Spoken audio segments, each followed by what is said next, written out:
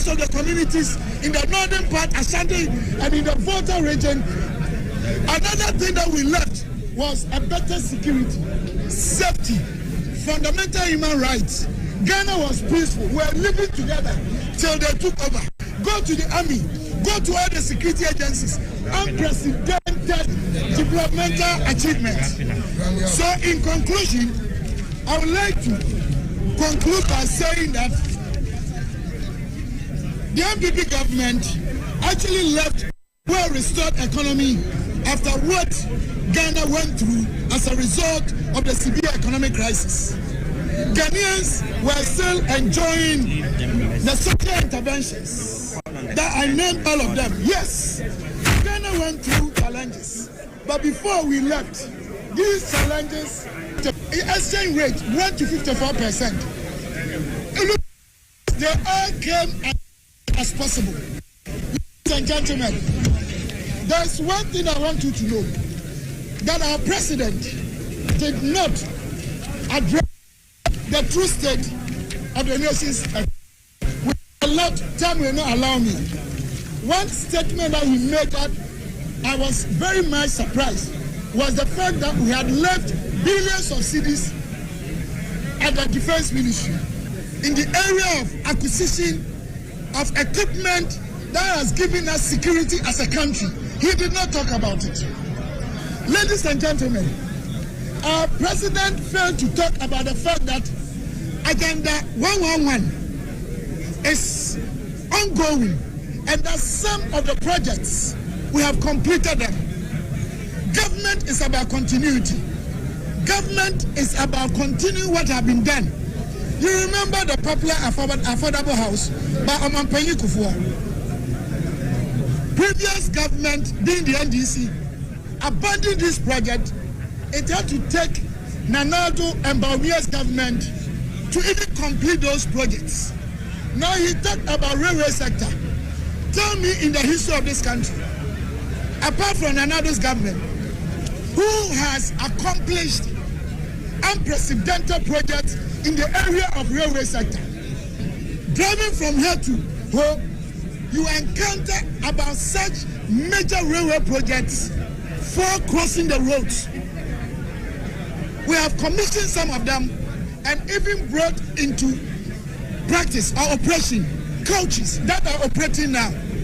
So if the president is trying to create the impression that the economy was so bad and it was criminally mismanaged, that is the reason he's been given the mandate. And that is why he was trying to intimidate the judiciary by describing the judiciary in a bad way. But ladies and gentlemen, the same economy was able to take care of the poor child. But for Nanado's government, NHIS had already collapsed under first Mahamad's administration. School feeding had collapsed. LIP had collapsed. In fact, teachers and nurses' allowances, the most essential services in any economic jurisdiction, is education and health. But he cancelled all of them, making some of poor Ghanaians coming home only to be confronted with unwanted pregnancies, and some got into drugs.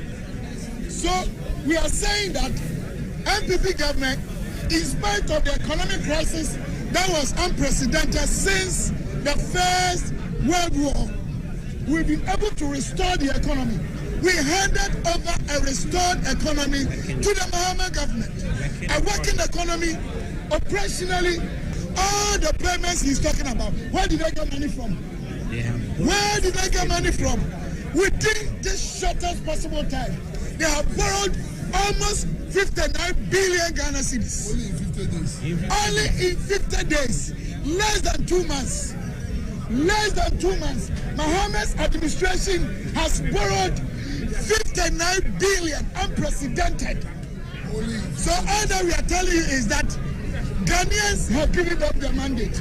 Ghanaians are expecting them to treat everyone, whether you are from the north or south or central part of Ghana, whether you are Nilaye or Kwame Asante or Delali or Amegashi. Ghana is one country with one people, with one destiny. Why are they even sacking nurses and teachers? Whilst in most of the communities in the northern part, Ashanti, and in the Volta region, another thing that we left was a better security, safety, fundamental human rights. Ghana was peaceful. We were living together till they took over. Go to the army, go to all the security agencies. Unprecedented developmental achievements. So in conclusion, I would like to conclude by saying that the MPP government actually left a well-restored economy after what Ghana went through as a result of the severe economic crisis. Ghanaians were still enjoying the social interventions that I named all of them. Yes, Ghana went through that.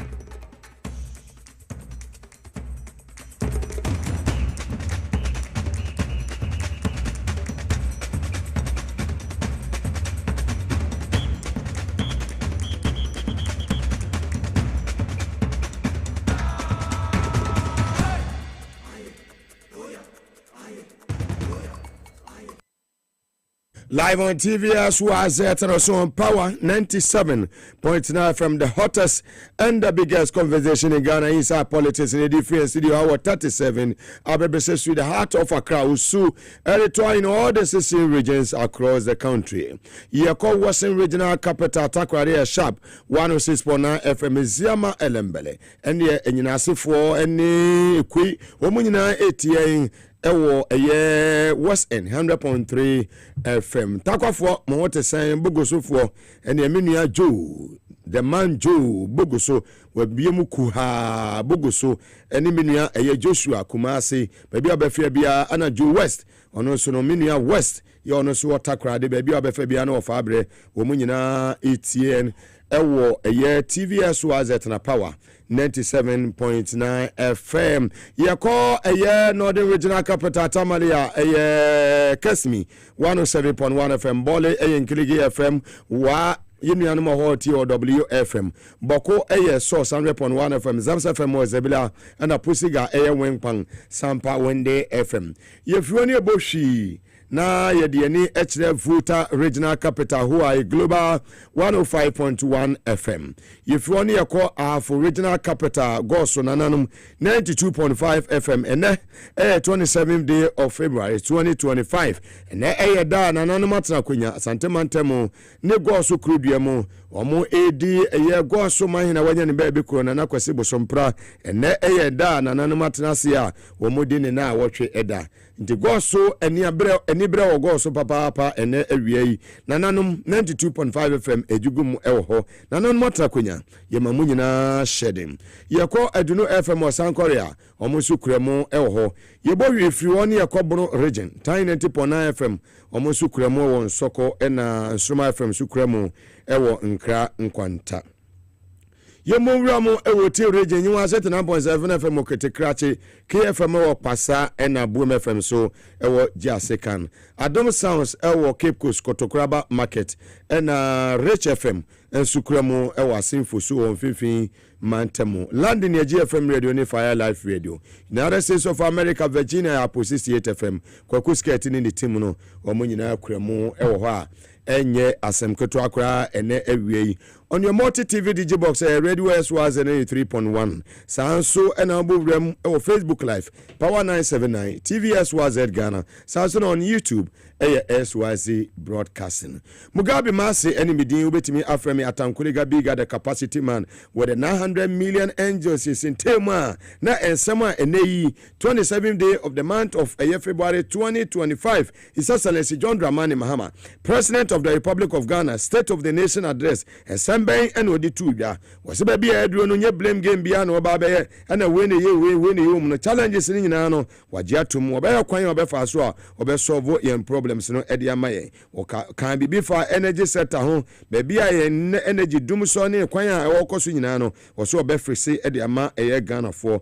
sanso en economy no so wase oba den oba frese e dia maye education sector Semben and odi etudwa ɛna bondholders nso no nsɛm bɛn na ɔka ɛfa ho nkokɔ nketenkete nso no nsɛm bɛn na ɔka ɛfa ho ne nyinaa ɛyɛ nsɛm a yɛde ɛbrɛ wo ɛwɔ TVSYZ na power 97.9 sikimpɛn ahoɔyɛ a sɛsɛ yɛwɔ ɛyɛ sika mo wɔmu MP for nhyia so asantemantam Kumasi ase ɛyɛ popo biribi na ɛsi wɔn so ɛne awoso wɔn ho woso te sɛ kura sɛbesɛbe wɔtɔ nsuo nyinu mu na nso wɔn ana ɛsi yɛnti obi a deɛ mo kan nyinaa mo nka nkɔ wɔsi jɔn ma ba yi wabɔ besia deɛ mo twɛ to hɔ no budget a mo yɛ no ɛno na John Mahama ogusu a wɔde ɛyɛ adwuma afei no wɔde wɔn ane budget yɛ de ɛba enti mo pɛsɛ mo kan bia mo nka mfuturo na mo pɛsɛ mu ntu yɛnti ne yɛ mu bi no yɛ jai radio no and TV ne ma mo a mo bɛyɛ dede nti na wɔsɛ yɛ tenase sɛdeɛ bɛyɛ a motumi misbehave sika mo ne ho a motumi misbehave nti no wɔsɛ da ne da nyina ɛtena akyire na mo ba na mo de ba ne aka mo na makɔ akɔhyɛ tokrum na mo sɛ maban no opposition ne deɛ mo bɛtena wɔ na meka kyerɛ sɛ MPP the year 2028 ekoto aba ahwe a 36 kura munya ɛwɔ Ghana ha kakra saa na monyuko MPP a mambɔfo amonyuko no na aku na Ghana fo ho ayɛ den ɛho ato wɔ mo ɛsɛm a yɛde brɛ wɔ nyinaa ɛnɛ awie yi Medi Moses Clinic and Eba Center ya akwakofa eye medical capsules de aba wota eche den Safari Valley Eco Resort e wodewu onu so eboa yen Dr. Amakudi Victory Garlic Misa na eboa yen natural mineral water nsukrojin papa baako osu kope bi nannom amuzu eba clinic de amuzu garlic bitters na eboa yen Power Specialist Eba Hospitals wasi hepatitis A B C D ko si yi sciatica na fibroid ene kompono obeti nete ede amount Hebron Hills International School sebra no amount tete pa enfama obano yimako nyina dawroma ene nayi omde Power Specialist Eba Hospital kuremu a medi dwumadie ede eto awa aboboa no da bibia wo ewo matama wodo mako edu ensia nyina mu ene abedwafo a minu mu besin konya ni edi wo man Ghana ho enkomo ene awie yi enye mpanifo a wo moye eye mpanifo keto akra wono abokodwo adu asale motene kan wa fidie su ache mia minua kodwo kodwo ene mobete wono abo kodwo adu asare enka sanso na abedwafo a aka nyina nso no mobete wo nyina enka ewo dwumedie so ntie nei yatra se free sabia kopem se ni onsia bebo de ensempamkutu ena yeden yede ebrewo ewo afidie no so ewo TVSYZ na Power 97.9 FM King Nicholas asada kese enkomma obo adwuma papa ntie nei Alhaji Halidu Haruna National Communication Team member of the NDC, former Hajj PRO, Mobetinenka, and Honorable Kojo Edu Asari, former MP for Adenta, Mobetu so Enka. Semetiamo, Mepe S. Lacha Minua Watabingo Minimwe, na Membra, Minia Kiki Elembele, Mijise Bibia Boko, Deputy CEO, Minerals Commission, Ubo Juma Papa, Monkoso, Sanso, and Minia Erika J.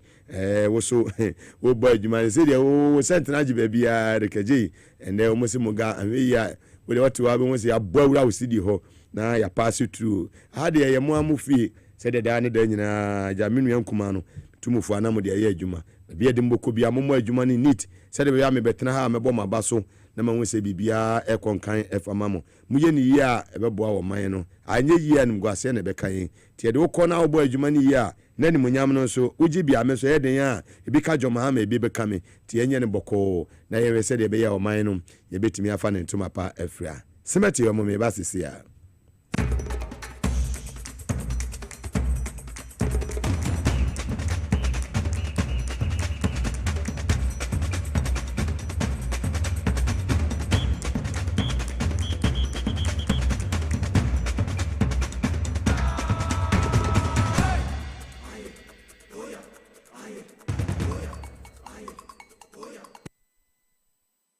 Mama Kwaba Ediba TV SYZ and a Power 97.9 FM. And there, me antiasempa me wofa oyi poku agyeman ya jese kan oyi transport wa ya maame maku afriye oyi ne maame akasankasa wo no eba asase su maku afriye nyame fa okrense nyane tie se oyi ne maame wahwe eye ne nkwan ya maku afriye obi a oyi ni papa kaya bra ye ko secondary school no edu ba bi ne ye ton paste and brush so ame magazine na ne manya ye bowura o ye ne maame store ha maku afriye wasi Mugabra Jaisa Kaba Alaji Babra Beji Bibi Kakra Kofi ne kosua ade chi an watimi akọ school ene da sore ya yese ye mami wonka atiasefo ho mia menua panyi eye mia me wofa eye ofa JK ene nana kwame busuafo amowo ejakobo ho be 2 weeks ago ni ehia Nyankopon emfa ma mekra ensie menua ba afi nyako nana yere afi sa hene ne ma esa nana hema nyame enka mo nyina ho ofa vai ene abusuani nyina mo amowo ho ene mo amowo pampaso eye edum eye pampaso stool house me mo nyina shedin nyame enka mo ho no nchechire mo were wo ye ni nuanom hega ene bi nyame enchechire mo nyina mo were Japan mo Nyankopon enhye mo nyina oma mo shedin na on fire ma mekra ensie nya na tie say 1 week ni ebekoso on the 15th March ewo Kumasi ntino nyame ya adoma ye nyina yebeba na ye nyina atumi aba abeboa se de be ya bibia abeko enkan ti we ofa drivers ni nyina mokono bokoboko emfa email yesa samna se ane yesha ase edi free ye Excellency John Dramani Mahama President of the Republic of Ghana 900 million NGS and time here mere ensem nyina edi bre north south east and west all the 16 regions across the country yesa share na chese nen sem ekoso ewo eye mrase bejefie said the constitution no ehye omampanyin said e be ya afibia no wode oman no said oman ACT state oman ewombia no obetumi amagana fo ehu ne ekoso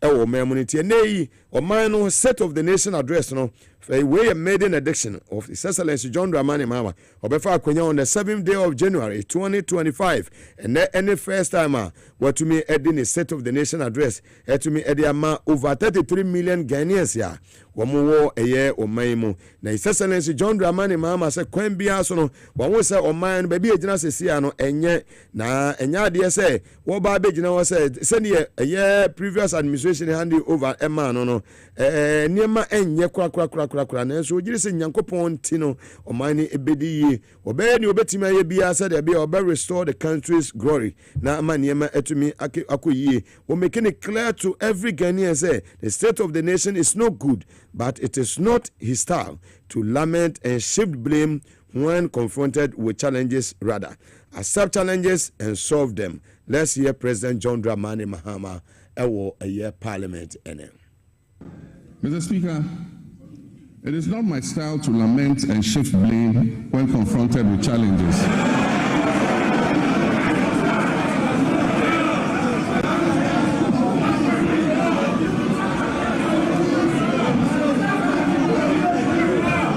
Mr. Speaker, it's not my style to lament and shift blame when confronted with challenges. My approach is to accept challenges and work hard to resolve them. Indeed, this is precisely what the people of Ghana elected me to do. I have therefore not come here to lament on the state of our country. Though there's much to lament about, I understand why I was elected with such high voter confidence, and that is to solve Ghana's problems. Yes.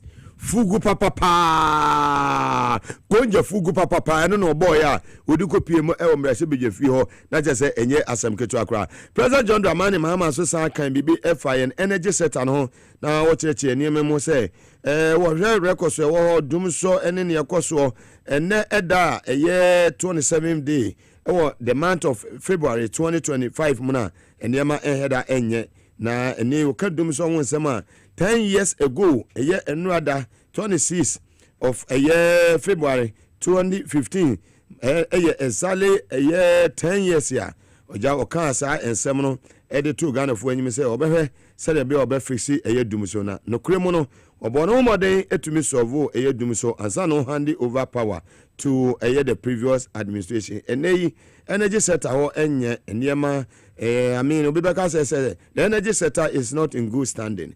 Let's listen to His Excellency John Dramani Mahama on the energy sector. Yesterday, February 26, 2025, marks exactly 10 years since I stood in this chamber at this very spot to declare my determination to fix Dumso, a legacy problem of power shortages. And Mr. Speaker, I fixed it. Yes, I promised to fix it, and I did. And I wish to place firmly on record that from January 2016 until I handed over the administration of this country on January 7, 2017, there was no power rationing or load management in Ghana. Mr. Speaker, my administration inherited an energy sector on the brink of collapse.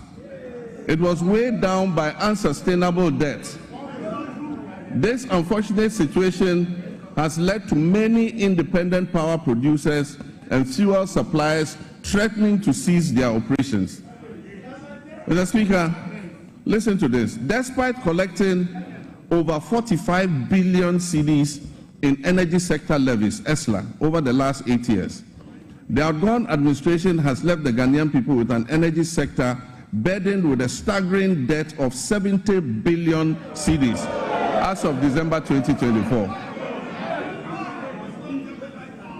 It is of deep concern that several state-owned enterprises in the energy sector are struggling to stay afloat, and unless urgent interventions are made, many of them will go under.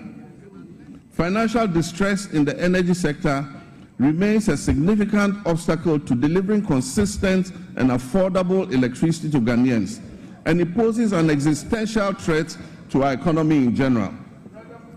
Compounding these challenges, critical maintenance activities such as the scheduled pigging of the West African gas pipeline, WACO, were postponed from 2024 to 2025 without sufficient contingency measures for alternative fuel supply. His Excellency John Dramani Mahama, State of the Nation address na Hwaniwo, and I was a former President of the Republic of Ghana. His Excellency John Ajikunku for Dabani Ba, Bemini Munyam for Yansani, Yankopon Sulu, Ewunimu, and what the Hontesa Bakono,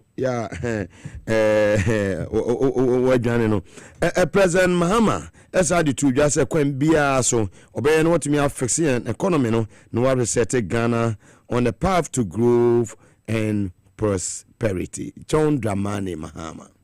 Mr. Speaker, today, inspired by the Almighty God and propelled by the massive mandate given to me by the good people of Ghana, I am moved to make a similar purposeful and bold declaration that I, John Dramani Mahama, I will fix the economic crisis confronting our country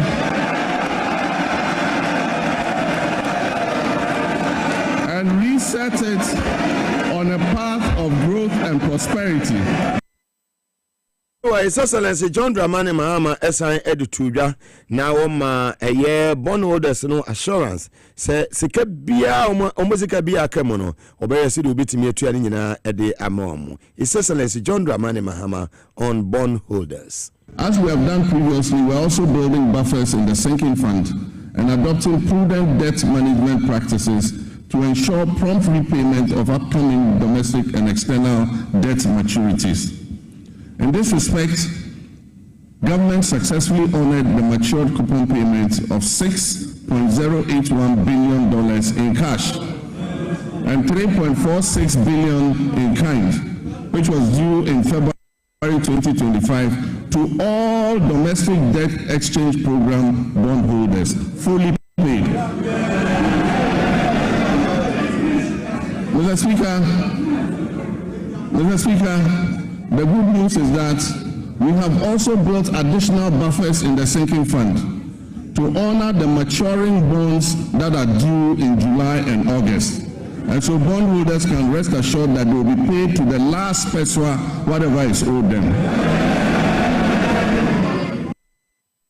His Excellency John Dramani Mahama and Amote Nekano. Our education sector, His Excellency John Dramani Mahama, Eka Sen administration in Behe, said be or mobitime implement a curriculum, a bit to me Abua Senior, a high technical, any a STEM schools, no, said a beya, and Yama bit me Akuyi, Nemono, and ya there's a free SHS no, obitrem, but rather no, obeying ye at the amatimum of war, a war maimo. Joma. Mr. Speaker, honorable members.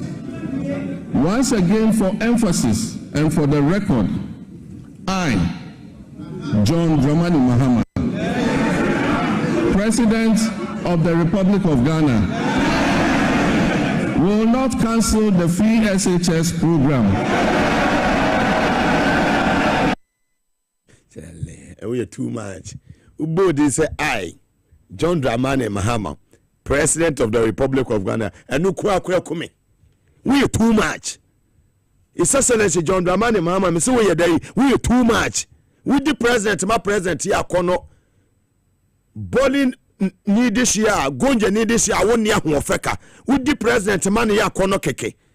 No we ya no si Mugabe. And I'm about parliament here. Me president Mahama. Me kan kokon kete ho asem. Hey, wasi kokon kete no project no.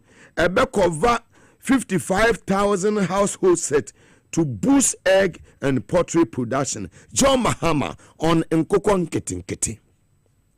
Ghana imports 95% of its poultry needs, which costs over $300 million annually. To reverse this trend, government plans to revamp the poultry sector by investing in hatcheries, feed mills, processing, and distribution, working towards eliminating poultry imports. And this is a good one. The Nkokon Kitinkiti project.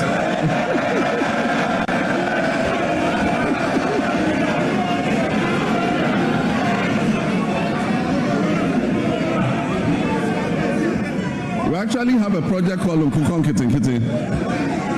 The Nkokon Kitinkiti project will cover 55,000 households producing eggs and fresh poultry for the market, and it will help reduce our $300 million we spend on importing chicken annually. President Papa Nyafe no be shift blame bia and the previous administration no I kufa do ye we one was o kan say nyina no monte na ado din wo and I am muntie emi before muntie mote so ba kufa ado dim woni ni hweye Ghana for nim the state of the economy na ansa no mo de hye nensa no ye na adwene se obefixe ti me ka kire wo ye nyina ye mo anu no fixe obanyin John Mahama His Excellency nkokọ ketekete ne dia me ma ye buo na wie dadaw ma ye buo no kura wie be ye 1 month ago me de me twa se mo be sate na mama bibi na me de agum na ma sate me wie na me sate na me wo be 2000 be na ma be twa mfonyi wo ho na mo de ba TV so ma Ghana fo nyina ye dai enwo se nkokọ ketekete abra December mu me hu se be to aba me hu se enwa ya John Mahama farms e kopie mu me hu nwan ne na ne mani age keke ye tenkra hanso ya farms wonkra ha nkokon ketekete nyina me se boni aya wie akasa John Mahama be man nkokon ketekete no ne edu agum ne edi hu adanse ene ga wes oba kusua no obedi afili akokon so no oba wie afili ene afiri SHS nkokon e obehye mu kene nkokon ene wache ne daso na wa wo fili na wa panyi John Dramani Mahama kasa wie no eze panyi kasa wie na asemasa and the MPP fui NDC for Kasai MPs no MPP for so Kasai we dey enkoti om. We were leaving power just last year. The economy to a large extent had been restored. This is fact. In fact, GDP had grown provisionally 6.3%. So you think all of these things? By November 2024, the economy had grown 6.3%, almost twice as 2016, 3.4. Agri industry services were growing 2.7, 4.3, and low numbers, but they were all growing 4.5, over 8%, 5%, when we're handing over power to them. So what we are saying is the president is not telling Ghanaians the true state of the economy. So he's not telling us the true state of the economy. We didn't leave doom so for them. Now they are even sacking public service and civil servants. Nurses and teachers are being sacked. They say you didn't budget to pay these individuals you employed, and so there was no budgetary allocation for them. So yeah, some of them 1 year. Government is continuity. The constitution of Ghana any ambiguity that every citizen must enjoy his fundamental human rights, and one of them is to have access to state facilities. Why are they doing selective justice? Equality before the law, Article 17. So the state, look, railway sector, it is unprecedented in the history of this country. The work that was done. The work that he acknowledged that and said that the Mpakadan railway line was going to be opened. It's already commissioned. It's already commissioned. The coaches are here. So he twisted a lot of the issues. Go to Defense Ministry, find out the unprecedented accomplishment in the area of the things we needed for your future and my future in terms of securities.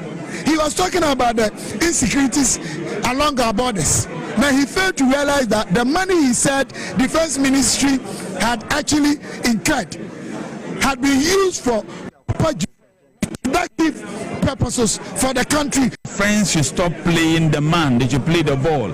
They should challenge a single statement the president made, which is not true. In the area of agriculture, in the area of corruption, in the area of health, everything. In fact, we were told that Agenda 111, they had done a number of Agenda 111 hospitals.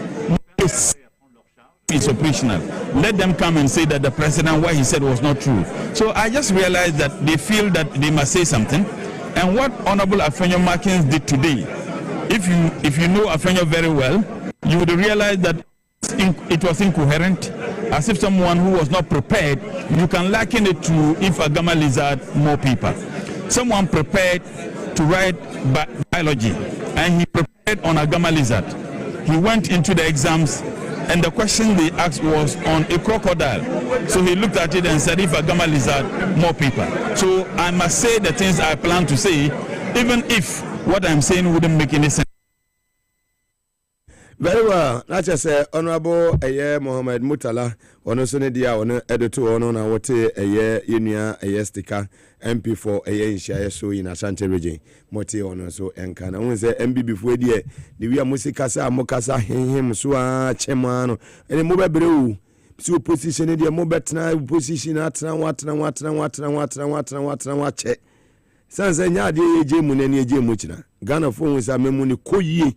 Ajomama ni memo beya 2 months kura ni papa se yakufo ado de 8 years won te boni bia from e bono ultimo say wind of change na ba ya ma se Ghana fo breeze infra epon from e bone na mu ase ho ate se de wonya victory garlic misabi na wodi agu minim na wonya aduane papa bi na ma wa appetite na ba na nipadua na gina na so na wo hu se wate ase ene so be filia ma John Mahama we nipa papa nyame hira no nya okase na wonkoso enye okase na omampanye dada John Ajikum Kofo nyame hira papa pase wo Ghana ho adwenpa ya na brebia no obie mu na yeye bibise ya wodi wanim nyam eba na bede beta ekire nyame hira papa High TV SYZ and a power 97.9 FM. Honorable Saidu Agongo, my senior brother, good afternoon to you. Me just say, Bibia Boko. Sounds like Mampoma, and Chakese, and Commander Quachua, Mijis also one year, gifting so 1 year. Lizzie also want to say, Momo Juma, Antima, Momo Juma. And there to Memofo, I have 4 regional capital go so. Ene day da omodi na kwese bosompra kwaso mahene wonya ne ba bi ko ya abato ekura wanti me anto bi odi ne na wotweda na nane matena kwanya e wa asantemantem ene ahafo omonyina akohyiam ewo asant kurodu efe wose goso ahafo regional capital ya enei womo edi na kwese bosompra ne 1 week nyame emfa ne kra ensie na de nananum mosumu ye bia no enkoyi emamu yenuanema wogo so nyina broda ene mamu ho ebui munyina michache mafriki jode papa CY Frank Naru munyina nchakese ene makumba mo michache munyina large court ene me ma connect corner munyina JK Buache munyina onimunya former kele J wayosimo ene menua na sei munyina michache obibia ana menua ba Janet Additional Sport go so munyina mo te sen na me enkam ho ene yekofo fi ho michacha mu nyina abotan sofo ene mo amowo go so nyina nyame asomdwe enkamo kodwankra akonta ba akopɛ nyame asomdwe enkamo nyina baby ayadu no yapomde hu hia sanse na ya wada yapomde hu hia papa me say omo se mini wa omo be misbehave ti me mo kwan so no ma misbehave abetete dwoma amemo no ti se da bia me gina se ya na me wo chechire ma no what you say defender ba akopɛ atankolega biga Mugabe Maase the capacity man yakwai victory asuye mia medium Dr. Amuakona asuye na yene Dr. Wabenjotwe enkomo me akwa aba menua senior Mugabe Joso bigi se bibia aboko de bia woko na Dr. Amuakona te sen ne hu ye ne wa de na se bisi kumasi fo nyina so ho ye kumasi fo nyina victory ni bi na wode aba no victory garlic mission no papa okay the book a mo factory ho e wo kode kwa no so ye office so kumasi offense kwantempo no so me do ho me mo say yes doctor ebo adwuma papa ena wi idea na wode my anyway chiche obi bia mo bi akwaba edwoba TV XYZ so ende ye ba be ka ensempa kakra ne abechecho no ma wudu bia ebo ase de be ye odase ni bia opomoden no SCP na etimi esita ewiai so wotimi nka me kasa fi victory garlic mixture ya so yodofo for so fa fami na yendi enkomo kakra maka cho se be hu ye bia no na odo aso afami na wa fa unu ase TV XYZ ensempa bia ba enu nti ese wo fa waso emfa me fami ene ade ya be kan ho asema na edro ye be di hu komo eye victory garlic mixture tiedini bio eye victory garlic mixture odofo me serew edo bebre garlic ndon bebre na wa dwama so na so dia mekanfo dia ma e ba ko pe eye victory garlic mixture maka cho say uti TV XYZ alphabet ni ko na wie enti uti victory na odi wie bibiara we are the solution to every problem I will be and for tie me no kasa sise wo obi a odo na si wona na si atatai obi wo ma se no kasa one nice ha one nine wo se boboa ehye na se wo na frito a wonte obi wo ho ma se da na mwa dududu ntinu wona ne nante wa ontimi ntina ka mu vi nkra engo du kuma se bo za na se na ya kehye odo for me se per victory garlic mixture ni binanu na emwa me se per victory garlic mixture ni bina emwa sa kwan no eso uyo obi a obeda be so na wonsa aye tititi obi si madam ensa so obi si anansi achi mensa mpacho anansi oni mbema camp enu nti da unya ne se be ka victory garlic mixture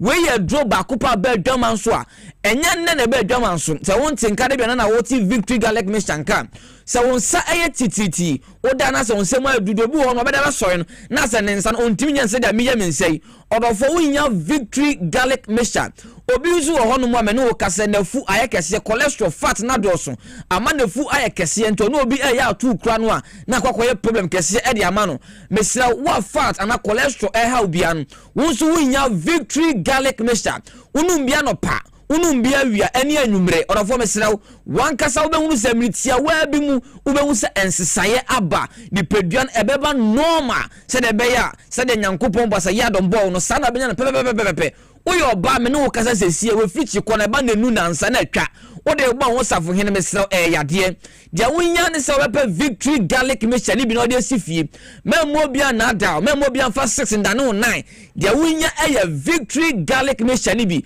uyo ba na we fichi kona emaye wonya white per victory garlic mixture and na pay me ba me now secret and ma me bi che me 20 Ghana cedis Mr. Muako no nya wo de me dia because ma me na kire say ne baba ekoto victory garlic mixture ni bi asesia me no ka say white ne ko enji na asesia me no ka say enche uko TikTok a victory garlic mixture ye page no enche betwa series bia enipo 220 plus and efre say mumra me na mi video na me meka ade a victory garlic mixture ya ma me e kire wo say ye dro no ebo adwuma kese pa enu nti mesra uyo obi a mesi ofichi ko no emaye uyo obi a wo white emma no mesrew upenchechire mu bia ye dro no me mo numbers no egu screen so mesan so esisu bio di amount obe frɛ 0242 54 56 33 friend number ni se sia me no ka say say obi a won say o titiriti wo na ti wa na ona ase atatai obi ho no mo ye nyima kakra bia no abre na akoma no periperi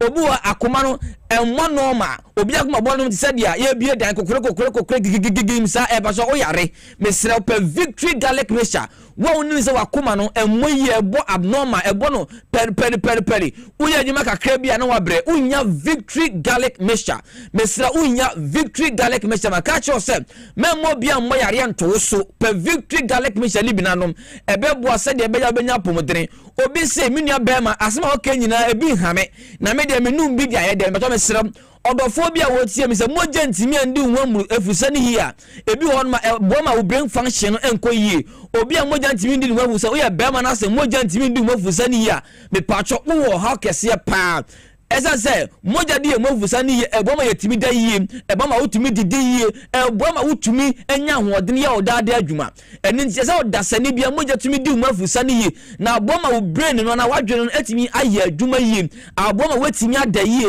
obi wo honom a anadwo wonna embom awia na ya fa na adwuma mu se wonya adwuma no wo so otadwuma mu anu oda obi wo so betimi ayi wadi mesrem victory garlic mixture no ebebo reduce stress no e de ama ebebo ma wo veins no etimi relax kama na nwumle watimi ada na nopa wanya ngodin dia akọ adwuma obi wo ho amene ne kase wo se media infection bi na makoto aduro manum edo no man enko per victory garlic mixture unu manu wan maka waduro hu oyo obi a wo osa victory garlic mixture ya duro no me pacho wo osa na we no victory garlic mixture ti asiese esese wudidi ansa wanu victory garlic mixture za wo osa nyabotera tie ni ye mesrem se wo obi a wo osa na wo no victory garlic mixture ni bia ebedi kan na se upa aduane atu yefunumu ansana one victory garlic mixture no ebi orofo ye droway e da ba adwama nso enu nti wo kwa santimantem na do kole na aka obenya bi repass ventures ezo e won kan tinata herbal center shop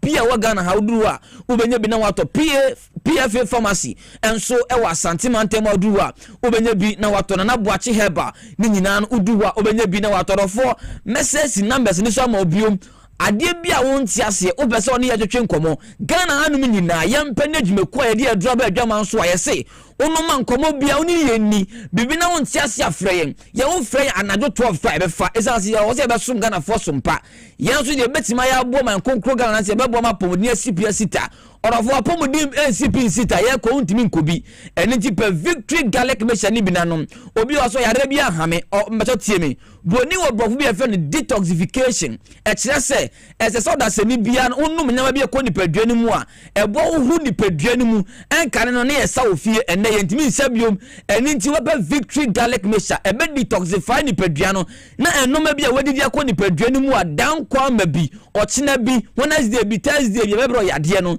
etimi ayi ni nyina e de fi ni paduane mu enu nti wutie mi na wutie mi ya fe 0242 54 56 33 fa mesi fa course no fa huki ansesiai fa course no fa huki ansesiai kache wunu bi mesraw empeno do na se obi twa obi ade a o che ne chocolate ni nyoma nkai aka mesi ade a obetimi dia che wunu ya pomodere mapa apomudia esipi na sita onipa na wokwakoma no chocolate no wonya wode wontimi ni ene nti mesraw so wonua baabi mami penyi bi ofie mo diabetes wo pressure doctor diagnose so wo pressure wo diabetes orofo mesraw per victory garlic mixture no na faka wadru no esan se bebo ma immune system no aye strong ebe san so abo asa da bia woni peduan be detoxify na enoma bia wo mu enya eha woni peduan etimi ababontene oda se ni bia no victory garlic mixture ni bi anopa no bi awianum bi e kamenko nka udidi wie bia esa wonu victory garlic mixture ebebo ma moja etimi adiafusani ye woni peduan mu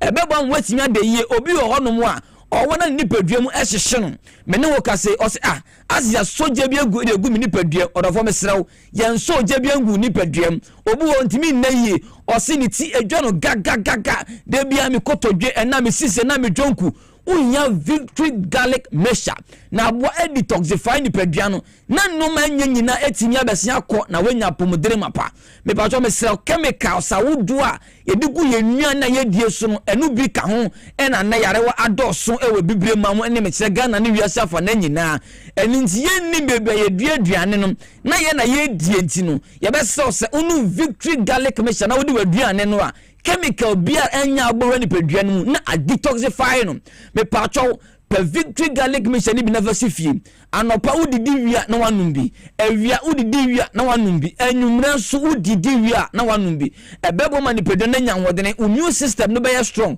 obi bia onum victory garlic mission bia be di ho dance say oko hospital ache wankasa oko hospital no afabre papa makato say victory garlic mission yansa mane ba ko no say da Jesus Christo ka Bible mu say obi be no ma ade amanhye na namu no saa na victory tie obi be no wato victory garlic mission no mu a wehunu hwe we be ma na wa wo no mu a me se hwe nya wo kura no anu victory garlic mission ebe ma moje timia de afusane ye wo nipadua no ebe ba mo wadwene no etimi aye adwuma as a brain no e se moje timi de afusane ekọ na eba na wetimi adwene ye obi wo ho a oda wontimi na stress no odidi kura wontimi ni dide bi na wa ha oyejo akabia na wabre ne anxiety tiriti odene nansi wona na se atatai odofo me sreda unya ye victory garlic mixture ukwa adwama so me mo bia mfa 6 and ne 9 obako bi se oda bi fa we me sreda ye victory garlic mixture sei na ahofesuo no esi etiyehwa ahofesuo no na me de chew no kama on the box mu a romantic and sexy afensu ubie so ambato sei na etiyemeye se de be ya ubetimi na wahwe ye de no ewotoam me sreda okoto victory garlic mixture na eni trom na obi se orabe mu a menye echese wo de 6 ebeda na 9 ye de ne ye bottle ankasa FDA for the omusesi asese a victory for mu bo adwuma maame bi na meka cho no pay oso oto victory garlic mixture se wo de command maame se ne nase atatai ena hu se ne baba e white ena ye ka no se na wuso num bi hwe ena me no kase do na okoto se ko benum for white na wanya nu bi se victory age no mesrew e detoxify ni pedua no e bo ma moja timi dia fusane ye wo ni peduam se moja be dia fusane wo ni peduam no enya ba kofo adwuma enya ba kofo ne ye ne kasa e obi biada megina ye se moja di mi fusane me fa victory eni agro anopa me didi wie ya na manumbi awia me didi wie na manumbi me fie wura sister si oyawe se me manu victory garlic mixture isa ne nsa enye titiriti bio me fie wura me ba odin fa cha me kakra wunim se me ma victory garlic mixture onsa na ye titiriti no ekọ ne nyina ne se ya ba se ye be som Ghana for sompa maka cho se ahanum na edibe sinamom tie me mabe cho emia wodo Ghana hanum a wodura ubenya victory garlic mixture ni bi na wato na wonso wanom nana buache heba uduru onoma ubenya bi na wonso wato Repast Ventures Kingswalk Heba ewo enkran Tinated Heba Center shop biara woman konkrun Ghana ude udu wa also be victory garlic mixture Heba shop biara free for the first region go to the 16 region victory garlic mixture ewo Ghana fanabe bia ude udu wa wasem nyina na se me pe victory garlic mixture tie victory garlic mixture me mo bi fa 6 and na 9 mo bi nka se towe me se kwa wo so pe victory garlic mixture Heba shop biara pharmacy shop bia be bia ye ton aduro bia urura ho a wo so pe victory garlic mixture mo amu Asante Mountain ukọ Amnesty Heba Kolinak Heba obenya bi Habe Heba udu wonu ma benya bi PFA pharmacy eno so e wa Asante Mountain ma udu wonu ma obenya bi na wato enye nka ni Kumase kura efi enka kosi bumbugu yoyo me kira wo say kro bia wo so na ne se obenya Heba shop wo ana pharmacy shop udu wa wo so pe victory garlic mixture ni bi na ebe bua pass de wa pomodin no ebe CP na esita numbers no eye mienu pe ene de djuma fa course ne hoku yesesi a open cheche mu bia freye uyo bia ya ubia da o de freye na ye nu ndi hu enkomo na mo bi ndada edo no eye victory garlic mixture me kire e wotoam na ma ne ye 0242 54 5633 0242 545633 and I say 020 129 3280 your numbers me nu wepe na dijuma o ya so e makacho se sera Jesus Christo kan o se wana mama de amanche na namu wana to victory garlic mixture wenya dance die ebi ni ho enti pe victory garlic mixture na mu anu apomuden NCP ensita me baba muga hanam de besi Ghana 40 a omuti asopam tie da o masen so you too good ukwa na de me chairman Dr. Amakwa me doctor next week me ba Kumase okay o be ba mesamba factory ho na masoma ba ba jemedie no crea ya mi asim dwe nkan so that's say Victory garlic mesa Dr. Makwanso ye ne yekoye yebeda ye hosimeti wo ne afa aboafo nkrato ne yaba yeba obeti honorable Kojo Adu Asare wababedu former MP from Adenta mobeti nenka ena mobeti yenua Alhaji Halidu Haruna former Haj PRO was I a member of the NDC National Communication Team Penefoya na mo appointing authority no Makaino oye juma papa Alhaji Sidu Agongo minua Alhaji Halidu say sisi ni kejeni asida mefa asida kese emfa ma Alhaji Sidu Agongo ti bia obi Alhaji Sidu Agongo my senior brother nyame asumdwe nyame obeshira obenyina che sanse wakoma no akoma pa o good heart nyame be koso washira semeti omo yedan wafa aboafo nkrato na yeba yebesi nkunya nafi yede aka nyina ato awoso higher hot forever. I'll be right back.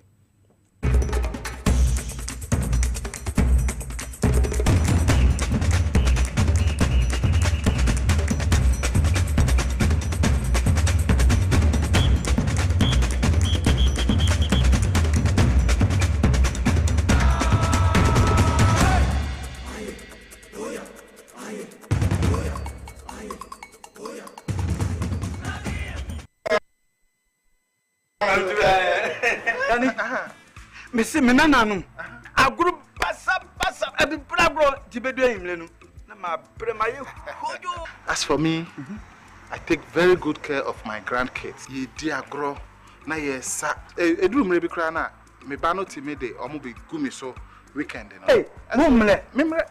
Hey, enu nti na me ka kire o say ya no medi garlic capsules. Poso nyina ebesisi so kama. As I stand here, my doctor said my whole system has improved very well.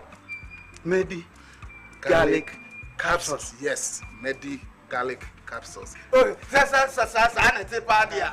Mugabe Maase garlic capsules. Wa mamoja di nipaduane mu afurusani yi na esiesie oba ne barima mahona hoden. Ubenya edoi bi ato omanyi mu pharmacy store frey wo 050 349 4885. Edro yi enye mamofra enye ndi mfie dumienu apemfo ene emma emanofo. Mugabe Maase hunni how FDA agidwe di nkratu yi ato.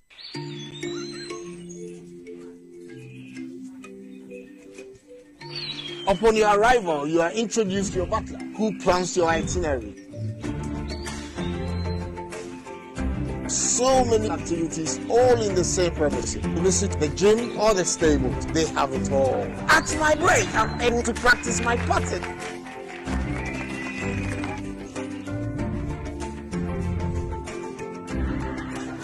They used only electric vehicles here. This creates a serene environment. I'm told it's over 1,000 acres. My cabin here sits on 2 acres with a large terrace space overlooking my private swimming pool. Now this is royalty. They have their own farms, thousands of fruit trees. I can also have my lunch here at the waterfall. Quite a beautiful place you have yourself.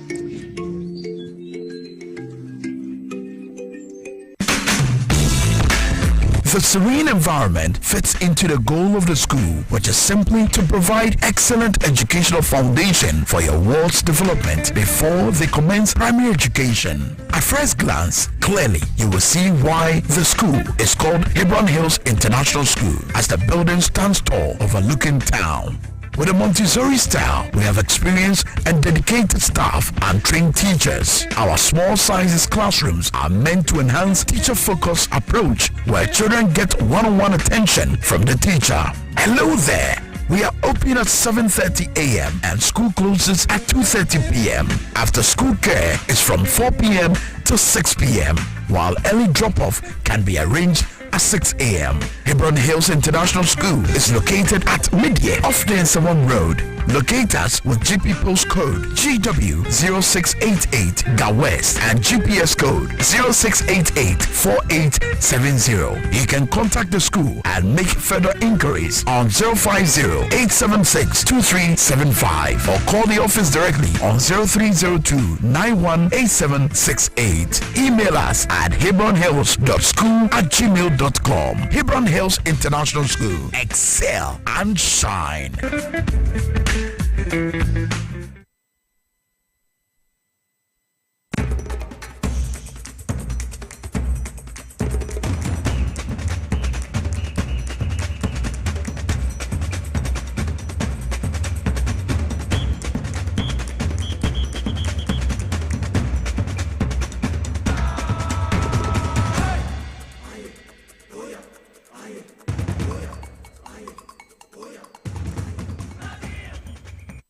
From the commercial break, live on TV as well and also on Power 97.9 FM. Northern Regional Capital Tamale, we are live on Kesmi 107.1 FM. Bole in the Savannah region, in Kiligi FM. Y in the Upper West region, we are live on WFM, Zaps FM, Zebila in the Upper West region.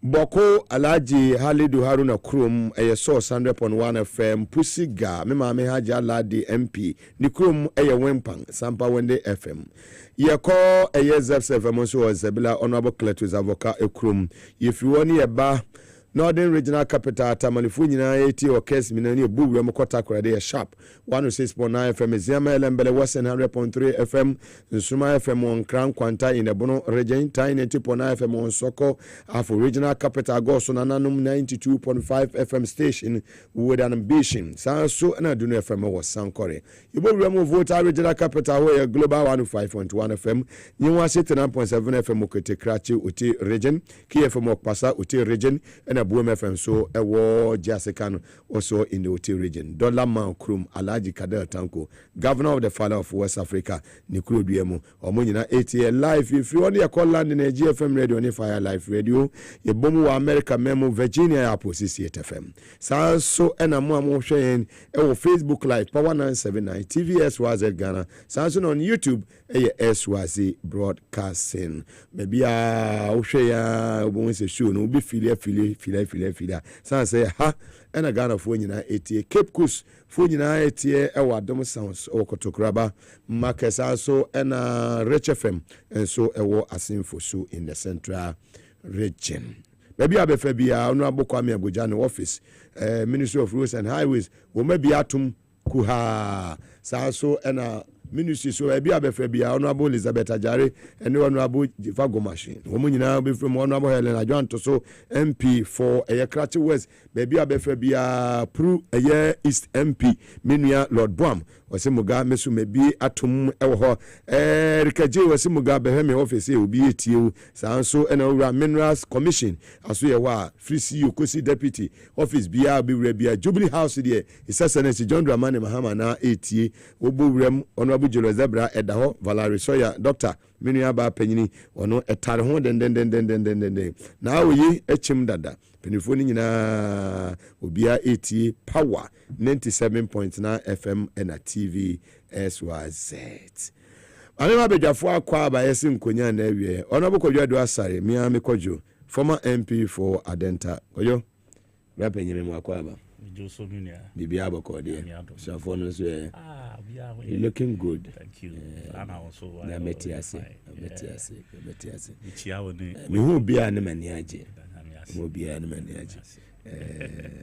Alaji Halidu Haruna. Bibi Abokode. Ya me adu muga. Metiase bibi abeyi. Muga wa ya de wa abodjuma apeja Power any XYZ.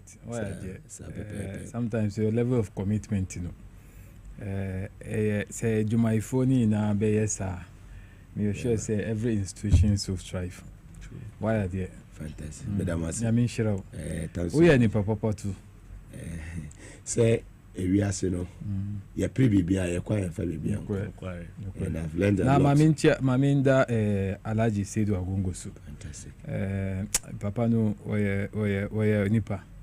My friend no amfana was say send the message mami. Me send you know the next day no reply you mami. Na me danasi. business I'm telling you. Or to make it back to you.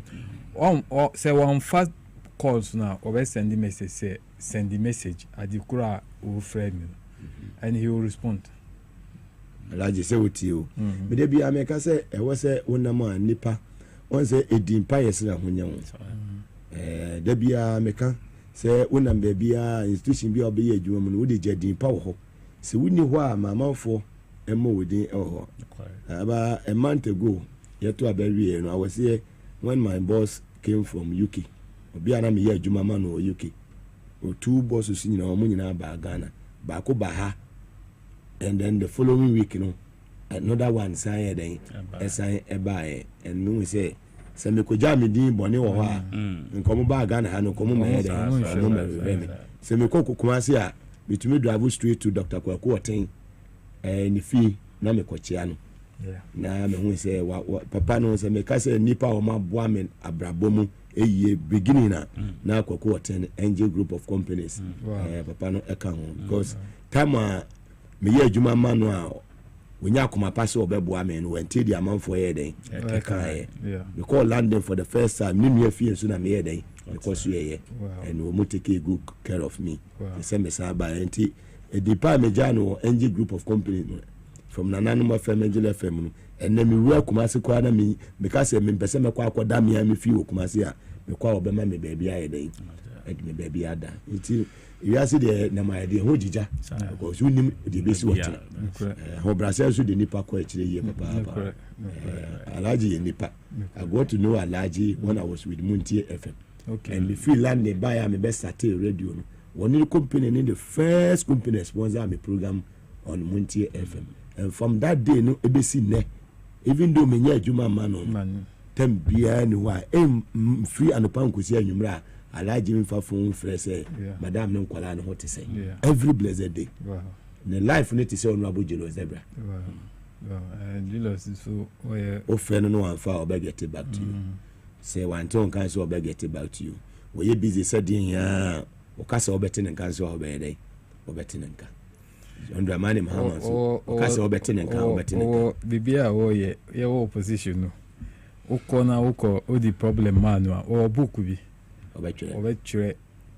me call you ho one day na me hu say wa fa book no kese bibi na o yi sika no na o di share envelope na wa mark so me bisa no say we so say request ba no so say want me meet na wa take record so sika no ba na o di mawa na wa take it means that he has sorted it out any agro is demanding me ankasa me hu here and so at least there are those who are sustaining the party at the base on the quiet and now me constituency woman organizer ko say me ko hona obisa me say we constituency woman say me kai say o see me fast o ya na o kai na o ye man so at least nyamin shira o mo de while they are in leadership ni obi a ne betumi nya bi ba wo mo so o mo nya bi no mo hwe the grassroots no because enura me hu say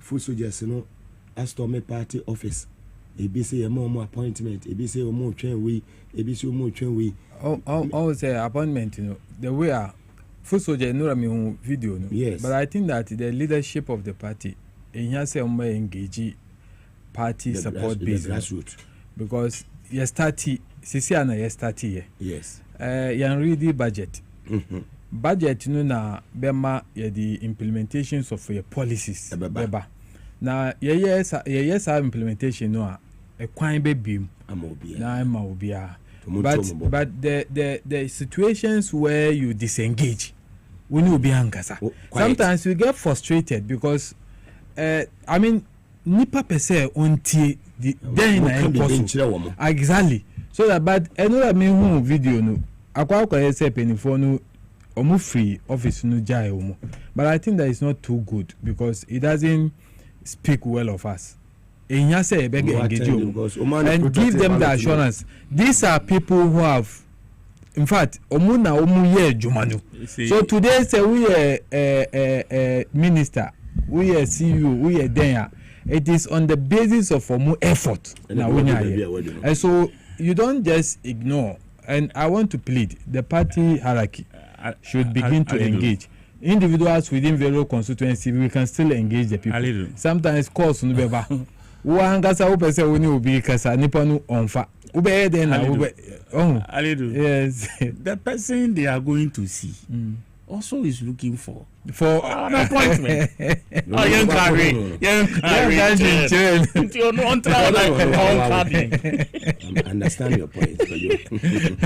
Don't you say? No, but you see, what you are saying, I agree with you.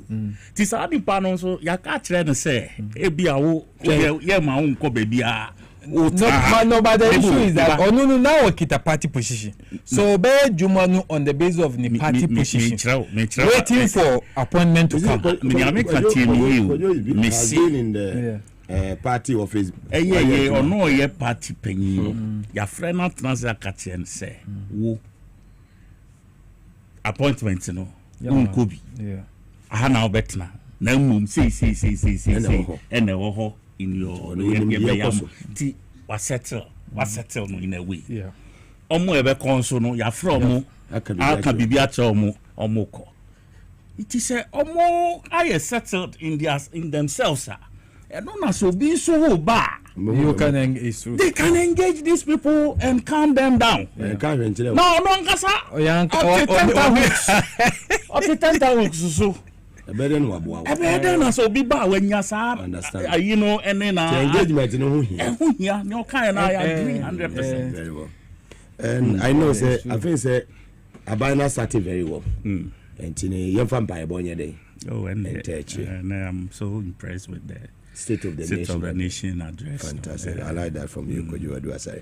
Live on TBS was it and also on Power 97.9 FM. This is your number one political talk show in Ghana, Inside Politics. Yeah, the bro from Monday, you could see Friday, 3 p.m. You could see 6 p.m. Or TBS was it and Power 97.9 FM. Well, my mission is free on Koju Aduasai. Near share State of the Nation address. No, minimum area person they make say education sector, say energy sector. President can say maybe about the economy nemo kan yina no any area bia o pese o ko o de frame bia no ye be ko run 1 run 2 run 3 into bia opportunity bia benya more than a year 45 minutes no what to media making a submission so my mini can tell honorable Kojo Aduasai me that was after me ba che very. It's been 1 year near true. Yes. Since minya accident. Namubu ya. You are bro. Kakra. Nyamiandum at least and me frost test scratch to me the bar. I have said yeah, and as I say, Nyamina bedana say. Me namfufua me neomo a friend say ya bar yenemo like Nicholas or friend me nekrana we say hey papa me tell and catch it see me chi obi a production team management ni obi a Danyamia say station and so it keeps thriving like my brother said courtesy management chief general manager. Thank you. Yeah, well, in terms of and in Sempa because for a very long time as a country, we've been reeling in the doldrums of power. Na power, tantan bia, na yen bida. Say, oh sorry, ano power, yem and a shisho. Nti say, ote say, o president, crab jina microphone chi na or kasa. Say, he. Deep down your spine, you wish you could just look him in the face and tell him something very nasty. See, some of us were not surprised when your friend saying the last State of the Nation's address, the remarks from Honorable Boa, which was a candid opinion of all just say Ghanaians all put together. He just summarized it in about 5-minute statement, and they couldn't take it. You know, but that was what it is. Until when now me expect to say omu and as a president we in the state of the nation now, when they are given the chance to respond after the fairness saying statement who say majority leader on your man chance to kind of say what's the word on your statement, it's not meant for them to make statement, but like on a friend say now, you're sorry, like for the house to rise. If you're known a proposal not to say you're sorry, but before you do that, you can make 1 or 2 remarks, and then the minority will also have to respond. It was second. That's right. In second, and also it mere remarks. It's a remark now. Omo ye no nanka me pe eti nia Afenyo Markins, who is their leader of Beka. And just say he made my day because he couldn't just say on the substantive issues I raising here, he couldn't tackle any of them. But we're not threatening president in the question of the Maase of the and now making he said to be about almost a week. He didn't may see parliament or say for Thursday president bad. We were all expecting say look maybe Oba take president on for I was saying president say Yari don't pay Yari Nama Manaka don't pay some issue that happened some how many years ago. And then the next thing is just say you could tell that he was totally disorientated by the president, the depth of the president's knowledge and the frankness of the issues. He couldn't tackle any of the issues the president raised here. I feel say when the president president should have hailed the ex-president to say the region for the facts of Beto, a peaceful country. Now they 2016 year now will be Ukruma. Akufo-Addo, he came and met the best of times. Who call you say your friend say sinking fund $64,000 and akawu. Any 155 million Ghana cedis. That is all that is left in it. Oh, but $200,000, $200 million. I was sinking fund. What about saying I can't 64,000 stabilization fund. Stabilization fund over $250 million. Esla. Uba Busia. And now they Esla. They could see awa. And I be seen there. Others. And I yetia Esla na. Sikano kugu omubutu. Ude road fund. Ni your friend saying you know kwa kosisi awa.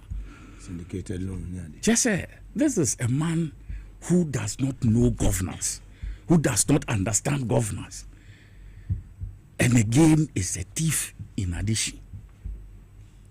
What you say? Who be bad there you? And now sound so yet book no account. No, please. And then no money or my tell me. That don't know your mind. You can't just say will be book no I can't say bro from PDS. You thought to her. Me start to her. Me could do kanishina mi. If we have to every step that may to talk about corruption, you better to. If I'm walking, pacing one after the other, me do kanishina mi can corruption. And Akufo-Addo. That's it. So for me, me can me intro. As much as I've been radio program, my TV program, Obi and Fred me one thing can tell me okay, because I read, I research, and I deal with the facts. This say be a kasa no this na okay, you see thief na no thing. O person me say na ma paraphrase be I read. You see, so this is the kind of leadership we were faced with on daily basis, every day. Yes, sir. Pitu Nina ya exactly. So say we say Tifa Nina Pitu ni we the TC should be. And when he was given the opportunity, Maori Max. Media nanka opposition the nka what they say you punch holes in the statements now. No. He couldn't tackle any of them. For now, young call sector by sector. Right. Nothing young share and some or can education sector no na yemfa health ni right education okay yenti kakra no kind of education sector. His Excellency John Dramani Mahama. Mr. Speaker, honorable members, once again for emphasis and for the record, I, John Dramani Mahama, President of the Republic of Ghana, will not cancel the free SHS program. Yes, I do. And I for energy and come on out to me too. Okay, fine. And you must have a call energy sector. Speaker, yesterday, February 26, 2025, marks exactly 10 years since I stood in this chamber at this very spot to declare my determination to fix Dumso, a legacy problem of power shortages. And Mr. Speaker, I fixed it. Yes, I promised to fix it, and I did. And I wish to place firmly on record that from January 2016 until I handed over the administration of this country on January 7, 2017, there was no power rationing or load management in Ghana. Mr. Speaker, my administration inherited an energy sector on the brink of collapse. It was weighed down by unsustainable debt. This unfortunate situation has led to many independent power producers and fuel suppliers threatening to cease their operations. Mr. Speaker, listen to this. Despite collecting over 45 billion cedis in energy sector levies, ESLA, over the last 8 years, the outgone administration has left the Ghanaian people with an energy sector burdened with a staggering debt of 70 billion cedis as of December 2024. It is of deep concern that several state-owned enterprises in the energy sector are struggling to stay afloat, and unless urgent interventions are made, many of them will go under. It's Excellency John Dramani Mahama on the energy sector. So let's focus on these two areas, energy sector and then education. Okay. And then we'll talk about the free SHS. Yeah, let's start with free SHS. And I think, again, he made that emphatic statement. He said before the elections, MPP for now be and then I'm almost council be review. Review no means be trouble. And he made that emphatic statement before the elections. And I never was as president. And I think we pushed that issue to rest. Say, babe, good free SHS. Ghana Nibia utie our president and so neno. I say assured. Mugabe and Ra na me share a Facebook. Students be na omudi watching. And just video now available. I was so elated, and for once because you know, watching this, yes, and the quality of food wonderful. Wonderful. My production team no yes. Just this is this not beautiful? Mama, wow. The first time in Japan senior high dining hall history. There has been never watching an egg at the dining hall before. And when a zoo came to power, we are now eating watching like if you're watching any akono say any position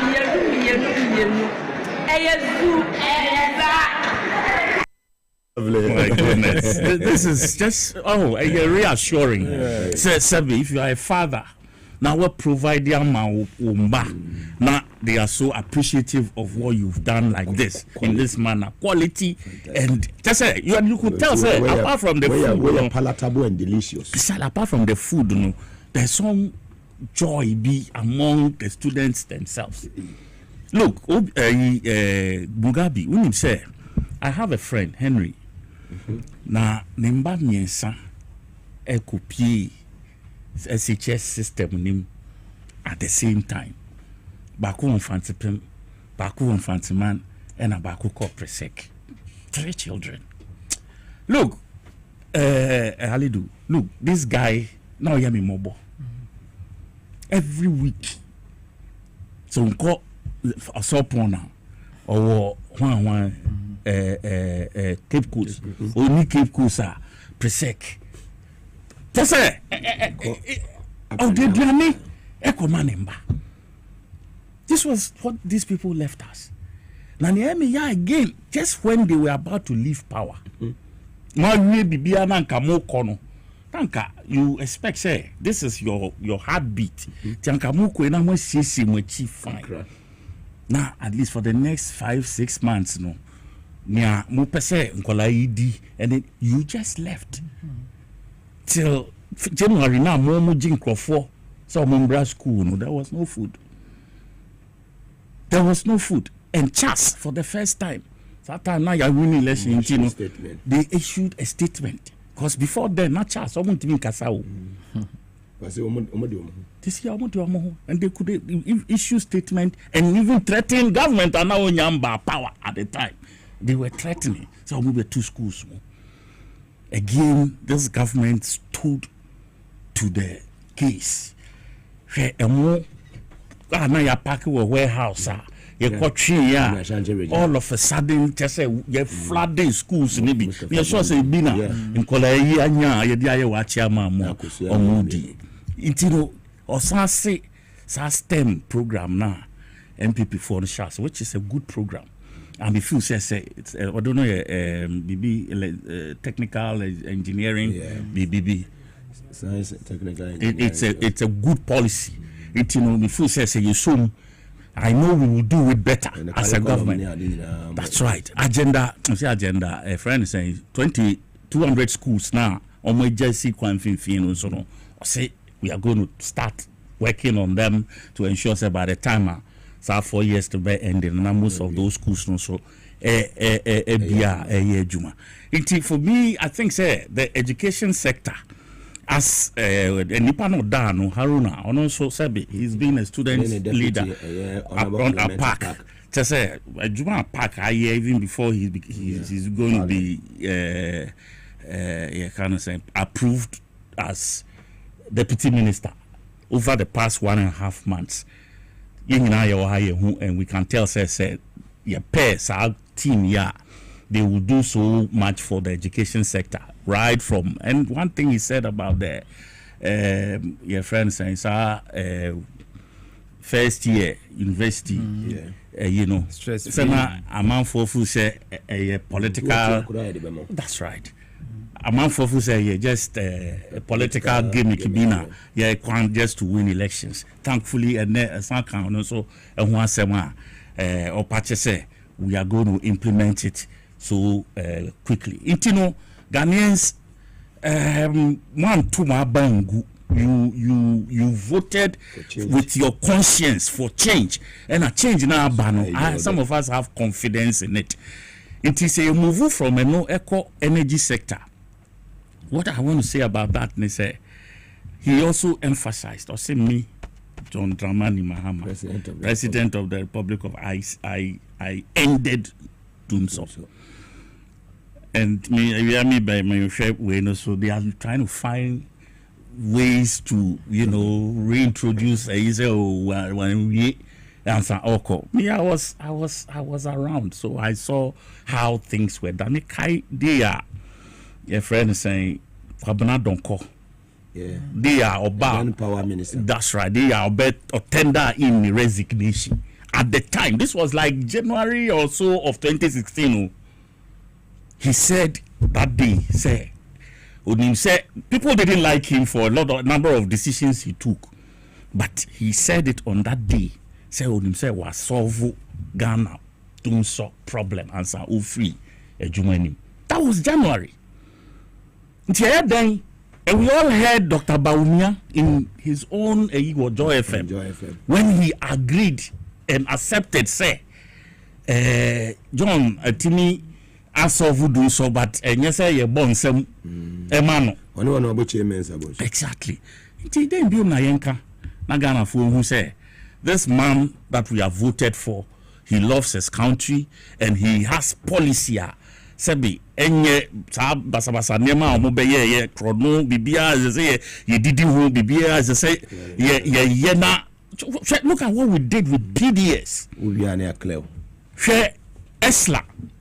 You see, what the car babedu sa bempeso now say okay. Baby I canam ne ya kwa kodu no. Yen twasike binto na eno ye kana ya bo egu no ye mfentuatua na nkakra kosi se sika no ye betua wie wo ba ye beto se sika ya gigibi ato ho ena afi so ni da ho ye ko ye nim ye betimi agigi so e de tuatua ye ho ka wo si he wo de ni nyina ekosi awowa na wagye sika no ne so that the next 10 years no obi fufro ema sa sika ne mu kakra na dini ne na ochina fa enye ka ensa na o ena me no ka say president kasa oti amount a obobo ya da ho a say yitua in the energy sector 70 billion. Look at even before the elections.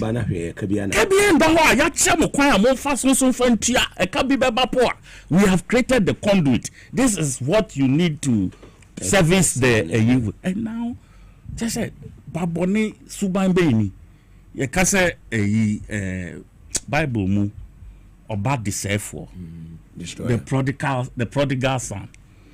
About the for yet bibia ye de man no bia esun bu bia no by the time he came back na wase no destroyed it na Akufo Addo the team ne there honestly I think say no wonder Ghanaians don't miss anything about him. So Ghana for Fenanado oh me pacho the program pa now I ne program yeah who missed Nana those presence there Kufuor Kro free abamu 16 or so years ago, 17 years of free abamu krano. Look at the way on one party for no so. Tell me who missed Namado today in that on that program. You know, please, fellow Ghanaians. Charlie, look, the man is evil. I tell you no lie. Oh, you're evil. He took Ghana. Well, you see, when you want to be frank, you will use certain adjectives. Because but why president? No, the president, you know, you were tyrannic president, and you were multi democracy as here. And he was one person. I see, you lose election 2016 or no buy. I had this before my political career had ended. Because the hype now man will say Papa will be so no nonsense, incorruptible. These were words that were being used for him. No, your mother said con man. Where con man? Con man. He came to con us. Now some mother serpent no nyami obi a the age group and the tone. One of his own. And also a lawyer. It for me I think said today Ghanaians there are other issues, but no, semi brother cover, right. Especially with the health side, because for the past 5 years, some of us have been through some health challenges, and the response now is free or air battle. It's coming to address some of the challenges we went through as patients.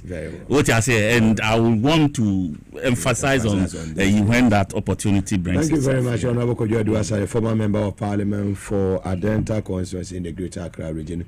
Alhaji Halidu Aruna, Mugabe, over to you.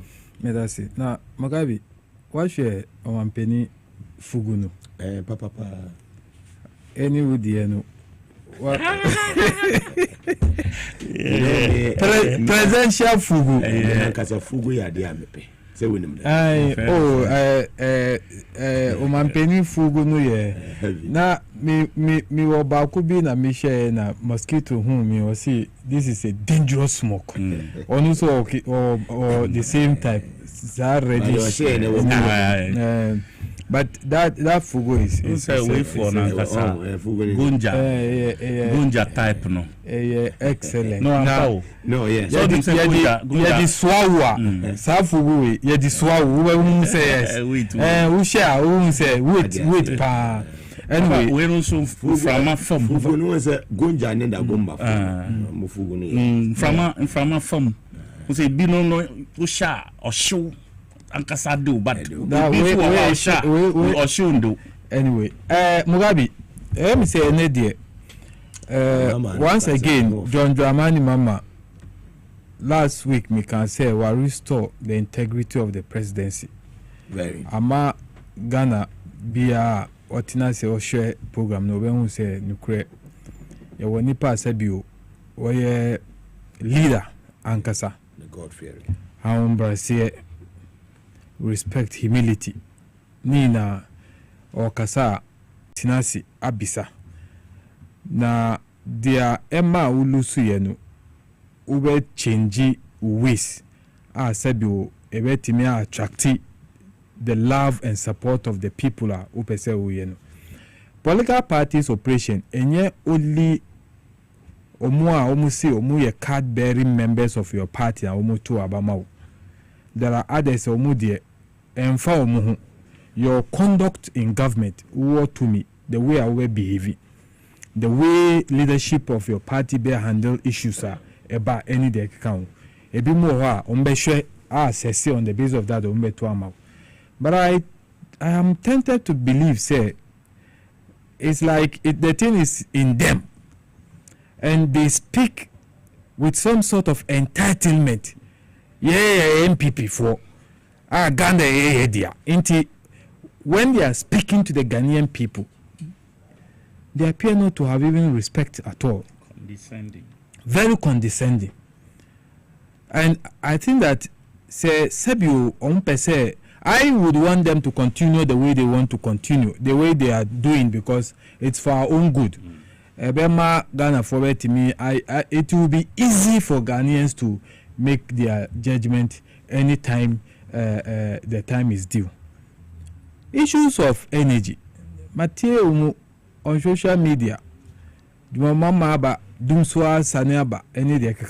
I have listened to one critical journalist in Kumasi, Gentua. Onuka Kumasi say ne kania duma enye jo mama akufado na omuyeye.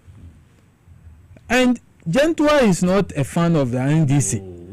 They are just part of those who are honest. But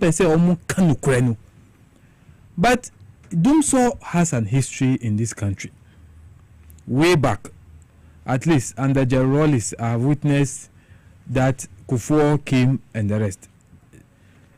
Time Jerolis free abam in 2000. Now Energy Commission, or more recommendations as part of their handing over news already ama Kufuor. Ya recommend this say because of the expansion, any growth in our country, and here say increase the generation capacity of our electricity every year. There's an addition like 25 megawatts of power we should be adding so that we meet demand. Kufuor ignore that recommendation. Or ignore that recommendation, coupled with destruction of our environment and the climate change set in. So it creates issues of dust. In so on hydro, and so we were predominantly operating on hydro.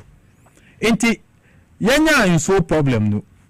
The level of water cannot run the turbines, so then they should be low shaded. Kufuor never made any investment to increase capacity. He was still relying on the hydro.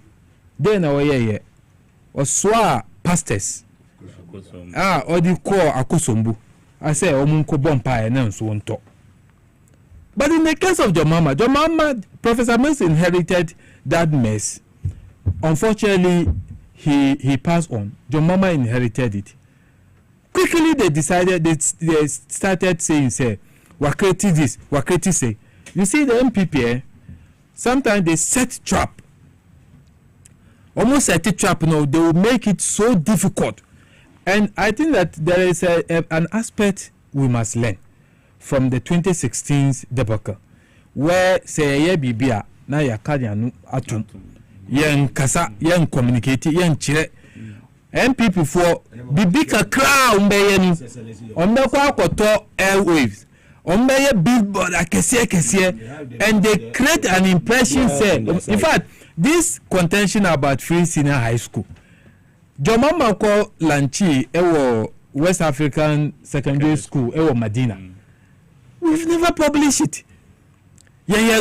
Just we feel say a duty and responsibility for government to do those things. So energy sector, Jomama offer or inherit, there were 3 critical problems. 1, deficit in our generation capacity. 2, financial. Then 3, fuel. Now MP before see omuba to me providing light, sustainable.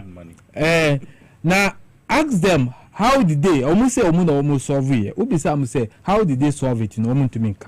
Now listen, this is what John Mahama did. Okoka our parliament say onu obesolve dum sonu, and he will not blame anybody for that mess because or recognize it say you too abanu to resolve problems not to, but it is important to also understand say problem no ho e here say who the problem no be tuja na Ghana for ehun because they are the shareholders so omonim adikura ema company to me profit sabio they are likely to blame you the manager. Yes, true. Inti, you must let them appreciate the crisis the company is going through, the magnitude. And inti na Jomama erezi ekaye. But 2, Jomama addresses the issue of generation deficit. Increasing your generation capacity to the extent say now adjua eta chini say open say on export to the neighboring countries. And also at a point me see say me can say in the abundance of water the food is tasty. MPP buy na generation nu ye more excess. Na excess na omodi twa emodi kan etia Jomama excess waka is because they do not even understand and appreciate the reason behind it. Because anka Sa Andrea Eta Chinu, if they were to follow it, we would have earned some foreign exchange that would have come in to be helping in stabilizing our dollar, depreciation of our dollar. But omuntiase into every day. Having resolved that, enuna odi car power, Ameri, any day can buy. Ameri buy and in the Ameri contract, yen tuye penny yen tuye. It was build, operate, and transfer. That was the arrangement. But then before can say, yeah, inflating cost. Now obi aji sikabi. You see, the reason why the Ghanaian people punished them in this year's last year's election, you say, omuka sanu yetu abanu ma omu ba enu omu antimi improve that allegation made against the John Mahama administration. Well, now, to make it worse, omuko sisa, omuko tinasi. Now, time for American contract to end. Now machines you be transfer amayenu. Omuko tinasi say, omu renegotiate to another years. Omu padi sika. And that was not the the initial. That was not the initial agency. So omu party American innovation. Ukai say omu call parliament na ye MPs unu hu ye say they be o adbaraka we dey kronu bi o yan pini. And eventually he was misled. opese ombo Ghana for krono ye chinu or say obi na wanka and or decide said or decide said he uses my senior mobile as a victim or hangino. That is Boachia Jaku or Mfansipim old boy senior Mfansipim. I think 70 only Papa Uso Ankuma. This year no is share Mfansipim. And so what yes sir now Jomama estinasi the issues of resources to address legacy debt. Ukai ku 4 time. Do something any ekanu edumere na akufo decide say obeton Ghana Commercial Bank. Yeah. Because Ghana Commercial Bank have given loans to people operating businessmen operating within the energy sector. And there's so much default. And Ghana Commercial Bank was virtually on its knees. Also, they wanted to sell it. TUC resisted it. Said you cannot sell the hen that always lays the eggs, golden eggs. To me, yes, sir. But your mama sat quietly and said, no, we must address that because that debt is crippling the energy sector. Efficient and effective energy sector, we are likely to come. This country will come to a standstill. Into was say okay, young creative baby your friend Osla. Uko to Petrua na bibi kakra yati na ye share sa photo nu na ye tua. Under NDC we were paying, and indeed we share sa fund nu. If the MPP were to follow the objective behind it, by now nobody would have even been complaining of any debt within the inside. But then they collateralize the fund. Exactly.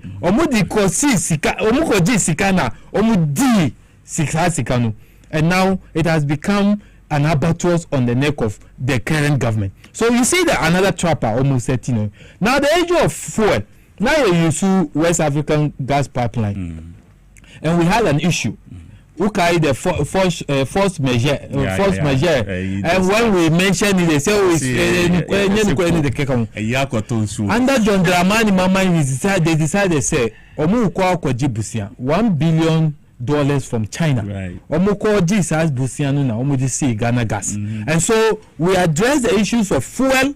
We have addressed the issues of legacy debt, where we've created a fund to pay. Then the generation capacity, we also had thermal plants that ran both combined fuel and then gas. Now the MPP came into power, and these things happens the last end of your government in 2016. And when you ask them what particularly they have done to solve it, now on the issue of the education, look, I am telling you that the NDC is a problem solving political party. Under Professor J. Maase, Kufuor set up a forum on education to assess to assess senior high school in terms of quality, how to improve, etc.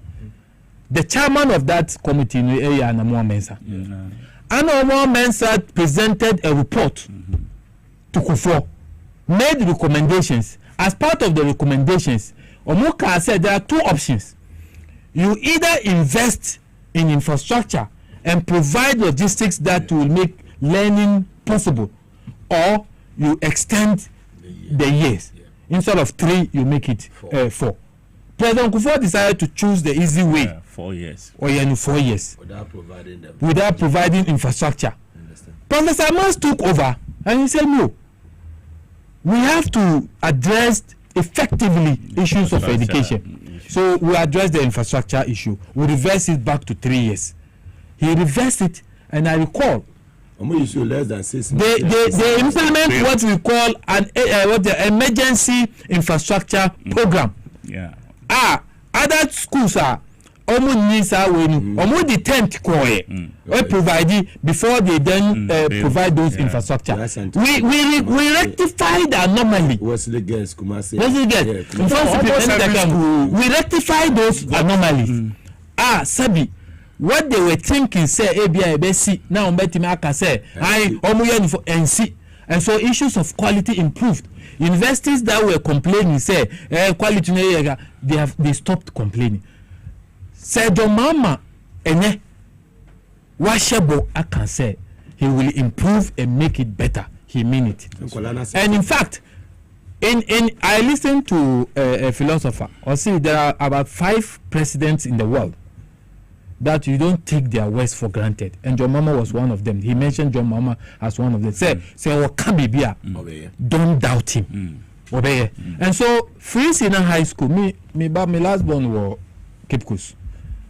This Saturday, or friend was see PT. You call PT for the first time. I understand the difficulties that exist. Sometimes ukwa PT ababak till ukwa it's not a PA omo yi teachers no or say parent ankwa now ukwa school no embra akufo ado ewo ho no because omo ayenu like intimidation omo intimidate teachers obi antimi kasa ukwa na teacher me sabio ebia wa hu wa TV a couple of times now afraid Charlie na we say complain bitterly the way I almost handle issues of indiscipline in our schools. Me call boarding school, me come from Supreme, and I can confirm and testify the food, the nature of food, the quality food. Me call school no say be o fear so me call box no empty ubia one oloka she talk me see Daniel Holla na me kwa kodasa this abia mako bisa na minya sokis bi na midi so I can tell but me kwala sometimes they complain. One of them attended West can say Mfansima sister tech so I am saying parents know the problems in the schools. That's right. So you can't betina see the I mean you say you can't now people say you are jealous of the program. Why? Education is key and critical. Yeah, addressing the issues of education here. What it means is that we'll be destroying. In fact, in South Africa, there's a university. Omumoto. Omumoto say who say who say omai just destroy education. And so who say who say omai destroy education. And so I think that the good people of this country who voted for John Mama will confirm by 2 years time that indeed omo vote no enye waste. I say Kolana start experience. I did themselves yes. Now me kwala won ko I can say Daniel Hall. But they say of frame at least it reduces the burden of demands. First every week now we see because on Daniel Pesika and I make her say you see the deputy education, former education, deputy education minister, Fojo, meeting this week. Now, Reverend Fojo, say NDC per se mutilating free senior high school. Any they can, he will resist it. Reverend Fojo, you cannot do anything. The people of Ghana gave you and Akufo-Addo the mandate to make it better. You couldn't. Anything that will come out of that forum will be implemented by this government. And I'm sure the best people to testify, to bear witness, will be parents and the students. Well. And thank God, just now, students in Ankasa testify. Well. And I think that the videos, more share, the videos confirm it. Look at the excitement. Yes. And do you know what it does to learning? Do you know what he does? Look how excited they are. So it opens up, and then they go. But you go to Daniel Hall. Now you're the guy. I the now you're the you will be moody. You will not even have the excitement to read or learn. And I'm saying that all of these contribute to quality of education. Exactly. And I'm saying that under this government will do something wonderful. That to the extent that after 4 years, if the MPP doesn't take care, I am sure it will take them so many years. Particularly looking at the way John Mama is going. We only hope and pray that it will be sustained, so that we will not change along the line. Sebio, Ghana for they will regret for voting. Very well. Madasi, my name is Omeni Akojo de Kakra beka won afi mako dwasi aba. Yeah, unse me can be brave afa friends. We me call health kakra. Na health no nia okan ye me de eye onuado program na ye sande aba. Hwe time I called that hospital with Kolebu 2020 February. Exactly 5 years. Yes. Me wo hona guy na me or daming chain like offer me. I said, Young please come and see something. Obi ana me home family, ja me family child what they share and me nante kakra back corridor nim. Me could do baby a lift no wall na ya be parki unuado no baako esi ho and I yesisa efunu edigum my brother, this thing I'm talking about there, it chilled me like we're putting. So I stood there for a while because me call na omo the funu be at them dada because they be at all. And my boys no call to ward no omo the stretcher don't sound call tina me hwe say omo ba bioma like ntimi gina till so omo san buy na any two groups ti omo ba na mo be two body na to car ni ti ho na me free a candle that time I'm catching the massa that night obaha be shade on Gumbe Mr. Pa come and see things for yourself. That's a day.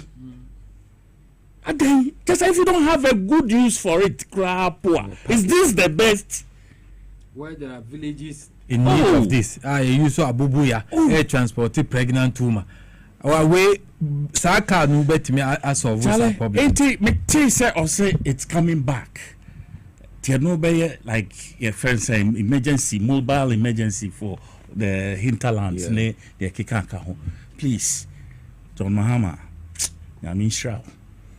the second thing he raised about cancer renal issues. No, found that you best set it up. You did better. Mama care, Mama cares.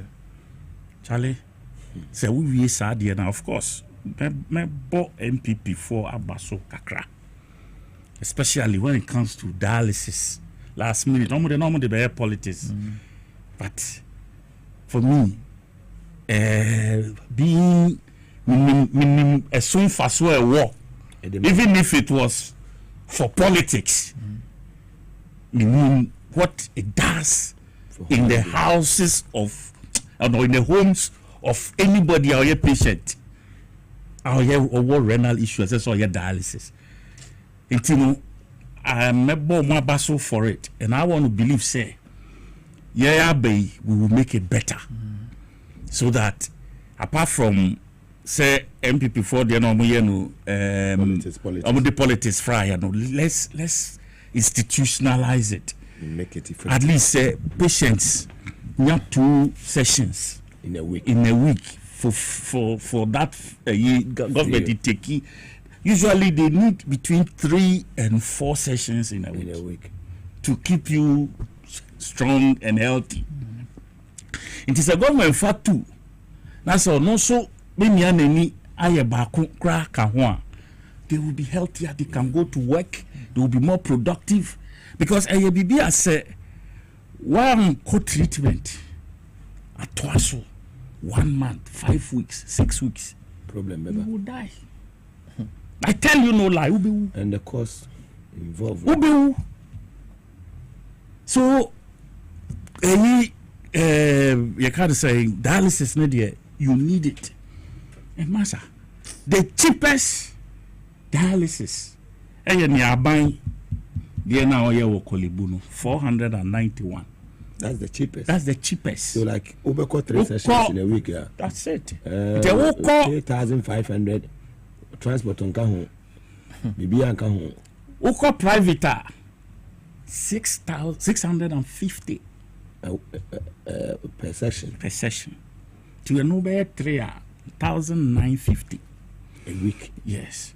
Into your buying, and do all the Omuyawo, Kolibu, de even Ridge Crane, others Crano, Omunyan.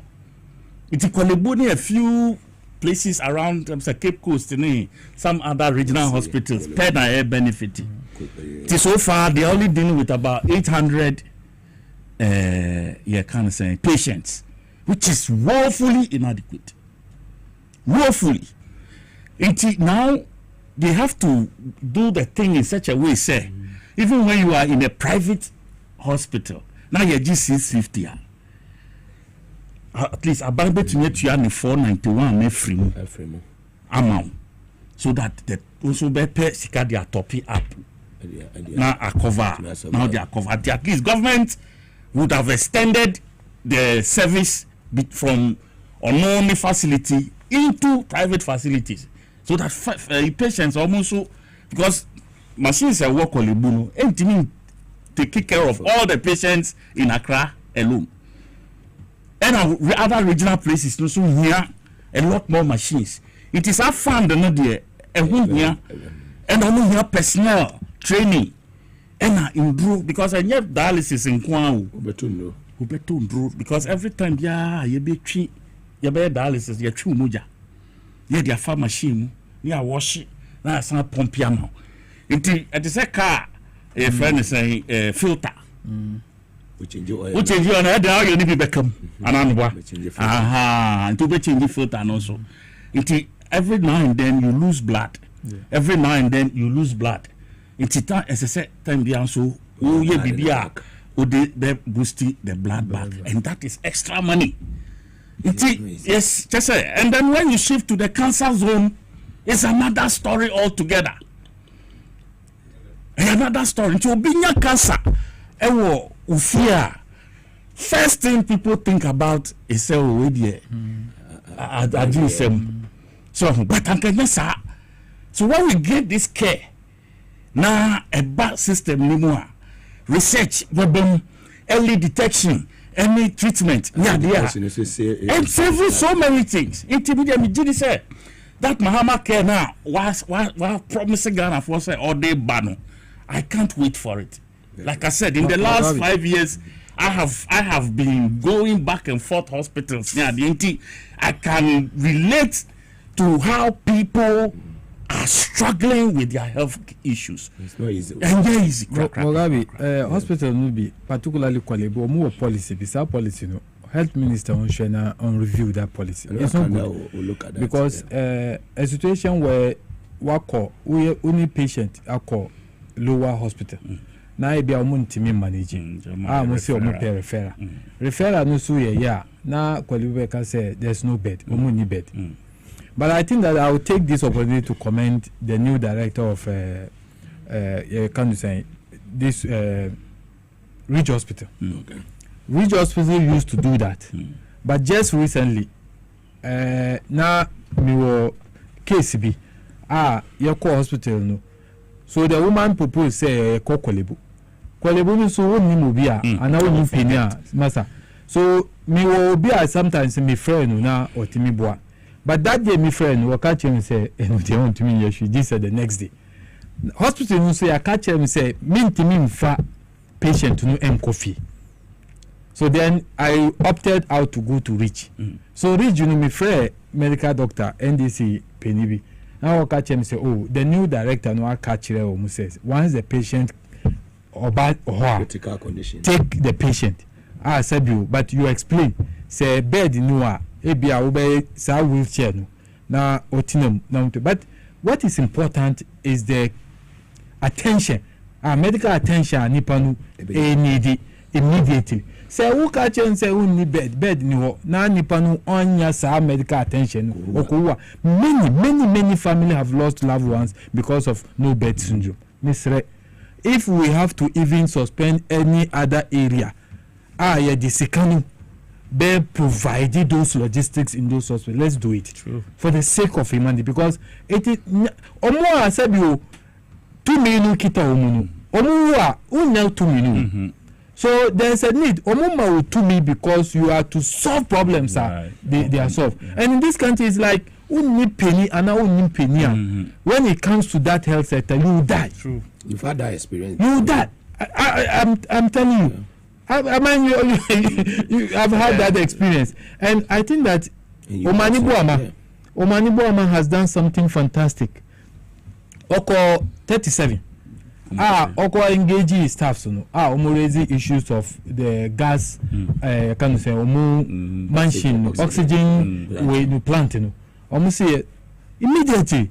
See what report to my president, president's catch and say, fix it. That within that week, more fix it. That oxygen and I've also observed small boy bi kocha video bi nkwala omu yusu can you say there's a omu full crossing so when it really brought to him okay inti eno na akwala no school and you see that is the difference between the NDC and the MPP government who say Yamanu na utujwa now intimidate you. They will intimidate you even. You remember TV3 omo program be mission. Omo tabun mission. They go into rural areas and look at all of these things. They bring it to the attention of duty bearers.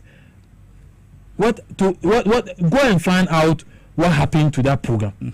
When it came to the attention of Omani Buama, quickly, Oma Sa regiment, engineering regiment, they went there, fixed the bridge, fantastic bridge on it. Masa, if we continue this way, we are going to make the Ghanaian people happy. And they will forever remain loyal to the NDC. These are the things that they want you to do. Basic. They are not asking you carry the Bank of Ghana money and come and give it to us. More problems are or more area. When it comes to your attention, please just run there and then find some level of responsibilities. As simple as that. And I think that so far so good. Very well.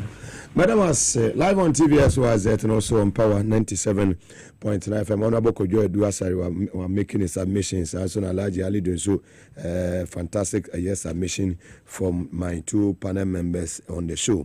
Yeva Zaka Senfama, Mayor Medi Moses Clinic and Eba Center. So, Madam Makawote, Chini, Dijumedi, Ebrew, Medi Moses Rasuya and Wakofa, a Medi Gale capsules. A day Abejaso, a Bueni Peduani, Papa, na winya be enoma, a boost immune system, no. Emma bibia kon kan ewo nipaduanum eboa emma nipaduane gina na so brane tikope medi garlic capsules ni bi na bobo se de bi betumi aboa wo beba nom oba nom wanya mfedu nsia kwa obetumi anom bi sanso no ye obi oye pemfo a stay away ene nya de beboa wo nemom uye obi a prostate etete wo menua bema kopefo ni kire ye medi Moses asoe sexual weakness bema de also tumi bo adwuma yie male and female infertility hypertension diabetes sciatica and typhoid fever malaria stroke any dental problems ni nyina no fa ni nyina akodan medi Moses clinic and herbal center. We chira kwan ewa dental barrier yene police station no and the enhwanimu ewo AESL building mu so inside the Ghana Highways Authority yard ewa Accra Ministries aje koju any school for the deaf and the enhwanimu wona Kumasi ahenema kokoben ewo ho fe doctor Medi Moses na nene ntwetwe nkomo on 0244068447 0244068447 ofra Medi Moses obeje oso Power Specialist Eba Hospital na free yamami adua ya wase brana so yeho hepatitis A B C D ana yi ni benetete wa fatty liver sciatica prostate ana se uno mpeni ba bi na atechema ye component se minimum na fibroid minuaba fibroid no do ko wa wotenete enya de se be se dwubi a ne mum no edro keke no de be ma wa ebe bibia konkan ede ama wo wako hospital yesi be yiwa wodi agu awo de awonya de obetumi nya bie ne wanya bashi wachi ma me se me kan che se du ya wase fibro no fabra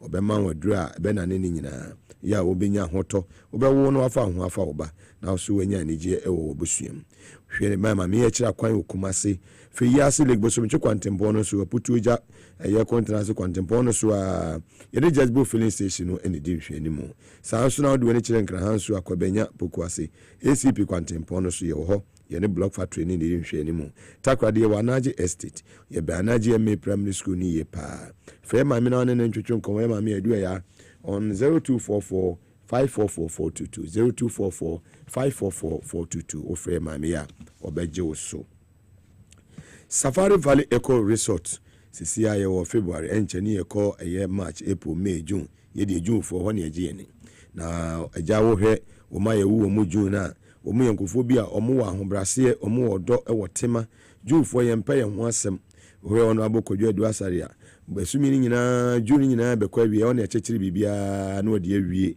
ono abo eye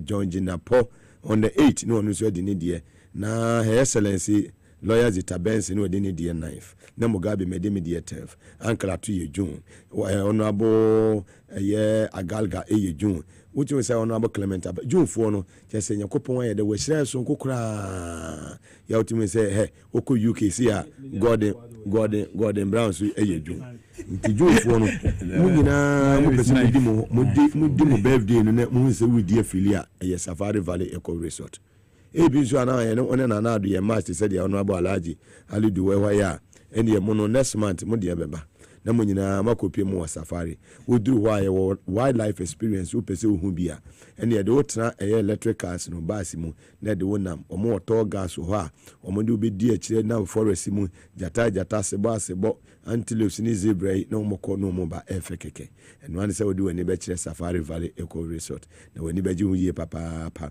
omo local and continental dishes ni ane ne kama omo swimming pool se family mo kwa abusuan ye mamo swimming pool no munya mo de separate enye de amanza nyine dware mu no enu bi na mo be dware mu nemum family ni mo package no ye mo bia say family of 6 ya mo bia nkwala ne mpanifo nyina no ne amamo swimming pool unya we oba bia the whole of West Africa omo ye number 1 enu an say wo so no booking ni reservation no obema no akontent say wan kontema obekona unya ba bia obewura 0596914394 0596914394 and also visit our website to www.safariresort.com na eja ubetumi so check out Safari on all social media platforms na bibia so etimi akonka omo dewu e okre constituency in the eastern region of the Republic of Ghana odi woni kire ho a woni beji ye papa abofo atachire Victory Garlic Mesa sanso na S natural mineral water amuzo ba clinic de amuzo garlic bitters na boye Hebron Hills International School say excel and shine media of the Sawam Road for nature ho na say dey dagrom say ebidu September ya ebe ya no omo epe admission e wo JHS no na no so are ready tinya say oba no oba primary no wi ya na say kwanya bia o ma ne biem uduru ha adwuma ekoso bo won say yes school run no oba be say o free Britain memo aba toto ne niam kama die FNCCC school no ya ma wo grade A ya je say Ghana Education Service NASIA any Ghana Health Service any social welfare for penifo be wura wa bibia da na kwemo kama achechefo a wo ho no so no experience omu wo na wo ya obi a wo kire bia wo ya aban adwuma wo kwa adwuma ntem wo sebra anopa tututu nunum pa mokosi no nsia obetimi age oba no na wanya time kwa adwuma sɛ bia obibiti traffic na wabia wakwa akoduru adwuma mu na aja obai wani da oba nanim omoba mu akonya obetimi aye zoom na wo hu sɛ ne oba no niema AC kɔ omoba ma sa akonya no bejeje oba na kama hu kwan a yekurekura oba no bibia aduane ade ma oba na time a wasi efidi oba no ya wa akoda na nge bosomi miesa ekosi mfinum ene ye Montessori entity na open lower and upper primary admission so ho edema September na che say omo ya admission akɔ JHS umpewe na apɛdeɛ Hebron Hills International School wɔ media of the Nsewom Road wɔsɛ excel and shine ɛno ne wɔn ahyɛn so deɛ ɔmo bɛn media Presbyterian JHS no fa abakɔ hɔ na onya tete ɛpa na daakye na brabɔ ayɛ dɛ atumi asiniye mmeko nyinaa da roma ka ho tɛkyire ɛne ne yi ɔmo kɔ yi mu a yɛde dwumadie ɛtoa wo o aboboa no baabi bia wɔ Ghana sɛ yɛ north south east and west ɛwɔ TVS wazet na power 97.9 FM. Well, you're moving on to our next issue. Nina, your State of the Nation address, His Excellency John Dramani Mahama Edema, a Ghana for over 33 million Ghanaians. Yeah, will be able to say, Amemono, it is in the right direction. John Mahama, in less than 2 months, were proved to Ghanaians to say, or you will be a winimajuma, where you will be a trying to pay, or experience, and or a hofama, or dog, and what tema, and Winya Misuru. So the Ghana ever call a year next level. Tina fire piebo eternity. Na say mine say yes, Emma minu mina. Ye so a ye maminu mina. It will be anyone than a sabun commission in the class of quine. Say, oh, do my Ghana, dear Bompire say, His Excellency John Dramani Mahama. We are quite of us your appointment. We are quite or share Ghana for but say come more than 60 ministers. Now, Oja, who you be a worker sister in one. If you are among the sisters, please. Humble yourself and serve the good people of this country. Yesterday, I had the opportunity to meet the Roads and Highways Minister one-on-one at exactly 8 a.m. Wadema in the middle office on New General. Washa Brasia Kwaso, Ya Pape, Odi and Juma. I mean, Ujuna won your day, won't Tiasia. And so, what the Brasia and two Riasia, Uku and Nimi Papa. No more you be I and Kawasam can't be full of, Sefa, Yebekwa Jow. And Yaman Besha say big jury, Yebekwa Jow. Fantastic. Fantastic. Oh, governor of the doctors Abuja. Say governor. Governors. Where grassroots man. What will be a dear Papa? The first contest are all corner. Now Papa be or contesting. No Papa no call around say Kase or Juma presidency. Governor Abuja Bra Obama Hona will be some missing there. It is not true. It's not true. Oh, it's a very humble person. Honorable Kofi Bua and even the governor of the Bank of Ghana, Dr. Esiama. Yeah. Hi. I hope I say for our memory. And to the Maya, Numso Cheope, the Denara, Jomama Ebeka, with Excellency, I'm up for President Akal Juma's Asemu job. Because that is Enuna year campaign. So now no you call a year economy and a job. Minimum Sobesha say Ejuma sem na mitie minority after presentation omuye press conference. Na omuye press conference sticker na address media no. Say omuajai the economy in good shape. So can we go back and listen to sticker? Okay. Production team are ready. Mama me a year sticker video na MY and discussions in here. Ralph, any team let's go. 54%. They all came as possible. Ladies and gentlemen, there's one thing I want you to know, that our president did not address the true state of the nation's time will not allow me. One statement that he made that I was very much surprised was the fact that we had left billions of cedis at the defense ministry in the area of acquisition of equipment that has given us security as a country. He did not talk about it. Ladies and gentlemen, our president failed to talk about the fact that Agenda 111 is ongoing, and that some of the projects we have completed them. Government is about continuity. Government is about continuing what have been done. You remember the popular affordable house by Amanpayi Kufua. Previous government, being the NDC, abandoned this project. It had to take Nanado and Baubia's government to even complete those projects. Now he talked about railway sector. Tell me in the history of this country, apart from Nanado's government, who has accomplished unprecedented project in the area of railway sector. Driving from here to home, you encounter about such major railway projects for crossing the roads. We have commissioned some of them and even brought into practice or operation coaches that are operating now.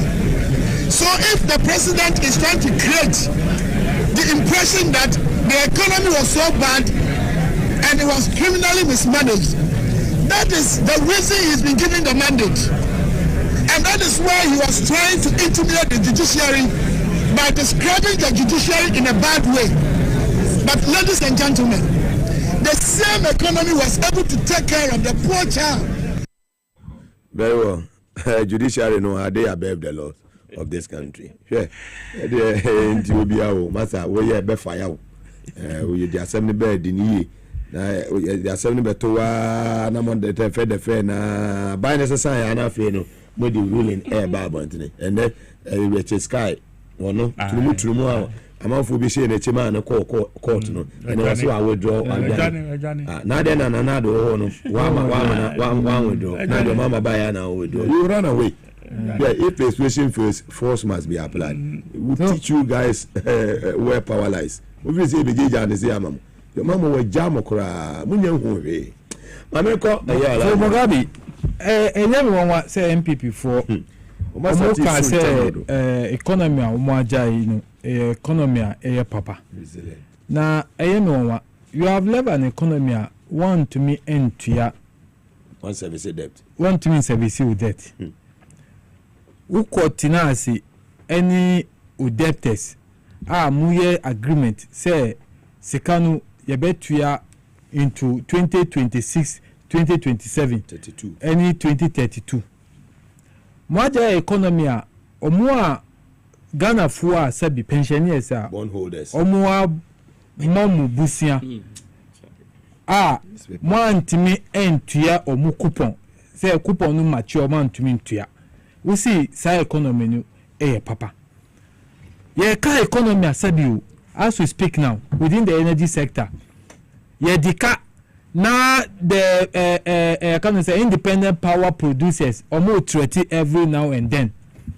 Not too long ago, WAPCO almost see ye can say ye dika Ghana dika sabi say yantua supply sa gas on emaye. And these people sometimes, when they speak, I find it extremely difficult to appreciate them. And I would advise Anka Omeche with some of their reactions and responses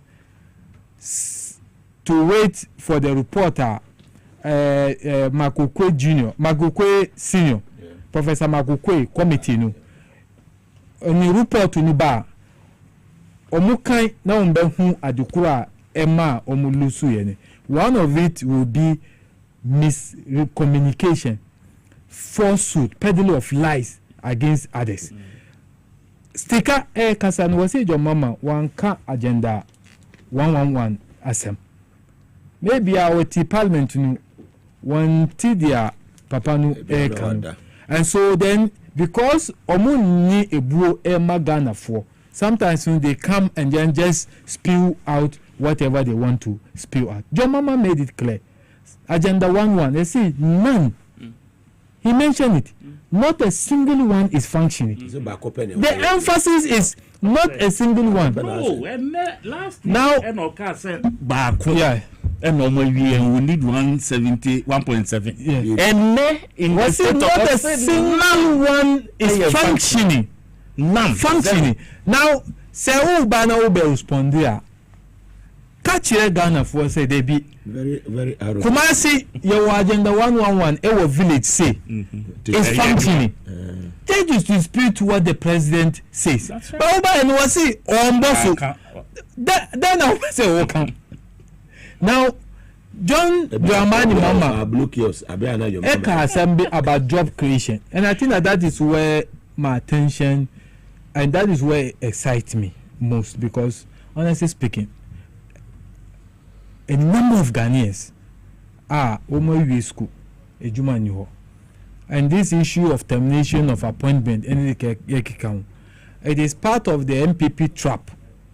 Almost set it, and all of them. Who say yeah, set it trap so that the next election, Yebeka say Mubaye no, Mube Pamu come forward Juma. So it was not meant. It was not genuine. It was meant because indeed, Omwa Juma, Omwa investia economy no expanding. I nyase ubetime I employee, but they have just set a trap so that you do. But let me make this point clear. John Dramani Mama Eka say he has a track record in terms of pharmaceutical industry. He mentioned that the track record never say time I war in 2016. Now or the $50 million be disbursed Emma all the local pharmaceutical companies to expand their production. Now say Omu was finance capital no how much me produce. What it simply means is that they will expand. In expanding, they will need more hands to assist in the work production Omu. And for me, Omusi John Mahama Bayenu was see Ejuma nu wahi. And this one, it is the minority leader who asked that question. Now, where is the job? What are the jobs? He's the minority leader. Can you tell us one policy John Mahama are implementing? In fact, John Mahama's government budget has not even been read. It is in that budget that provisions will be made in terms of policy implementations. Policy implementation will expand, will contribute in expanding the economy of the country. We will create opportunities for people to be employed. Yeah, read the budget now. Who say, where are the jobs? If indeed your government has created those jobs, you should be telling me or telling us, say, more free abaimu budget more ready. Now within the budget, the agencies of Ghana Police, Mudi Sika say it to her, say almost 2,000 people, but who buy 1 year? Tell us those things. These are the things that will make us believe you. Say what? But who can tell me say why recruit? Yes, you see, John Dramani Mama the first term. Omo implementing BBF and gift mix. That system, government realized that many agencies and departments are doing procurement without recourse to the budget. At the end of the year, we hear all the evaluation. We will say, my projects it's not actually within the budget limit. Until you decided to say, okay, you implementing give mix. Mix is a platform. All the agencies, department of state are hooked on. So, you need some level of clearance so that somebody sitting there, that's the finance ministry, will look at it. What we are going to do, is it within your budget? Framework. Because all the agencies department have presented their budget to the finance ministry, and the finance ministry added it to present to parliament, where they seek and they got the approval for it. But others sometimes do project way out of their budget. So checks and balances. And you have a situation where, say, employment, you need the finance ministry to give you clearance to do so. Now, they are talking, but they are not telling us that their finance minister indeed granted those institutions the clearance to do it. Because once you have been permitted to do the recruitment, it means that there's money meant to pay. Because compensation is key. But for those who unfortunately were affected by this, it is not out of malice. It's for the good of this country. Your interest will be considered and is considered in this government. There is no way the responsibility of this government to know oba abeye obey niye na sebi unya juma, you get the required benefit out of that job.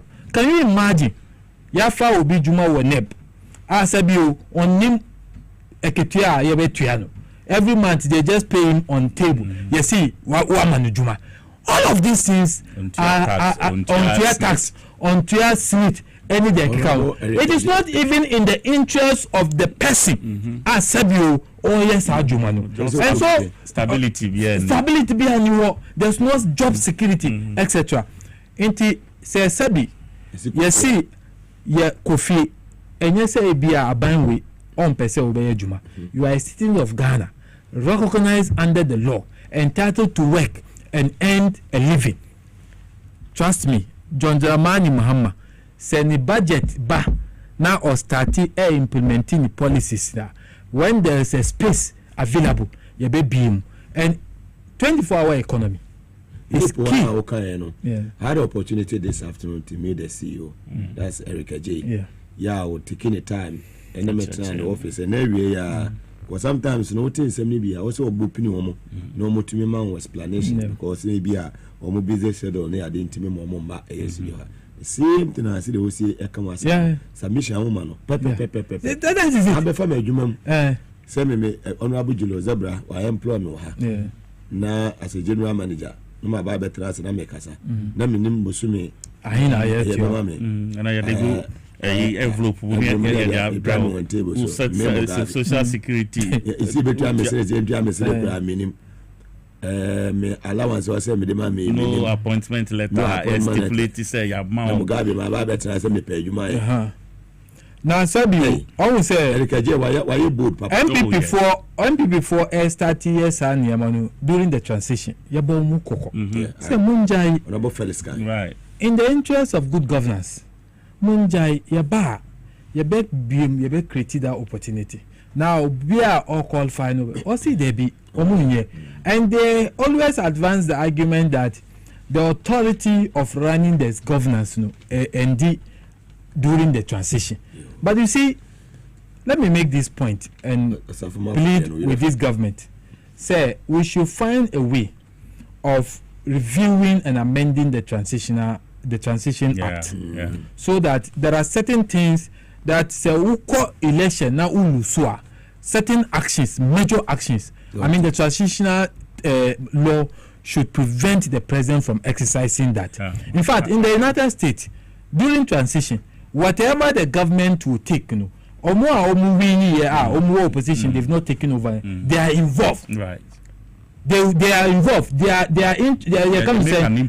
make an input before they implement it. So good governance, you don't put albatross on the neck of the. In fact, what they have done. Akufo-Addo, in a civilized country, Akufo-Addo should be facing the law court because it is a dangerous thing. But single spine already. Exactly, single spine. Now, can we say people were saying that he should suspend it. He said no, I cannot suspend it. I will manage it, or to me manage it. And today, they are not even being grateful to the people who have been able to do these things. And you do this. I beg all citizens of this country. And Asafwa, Honorable Asafwa. I have realized we are taking this as a way of making himself popular. To the extent that or this WhatsApp platform, Biaba, I encourage Omua Sebio, Yatemniti say, and President Mama Eba Parliament. Demonstration. You see, they keep talking about insecurity in the country. Let me remind them, John Mama has never touched the security architecture. Akufo-Addo Ejayenu.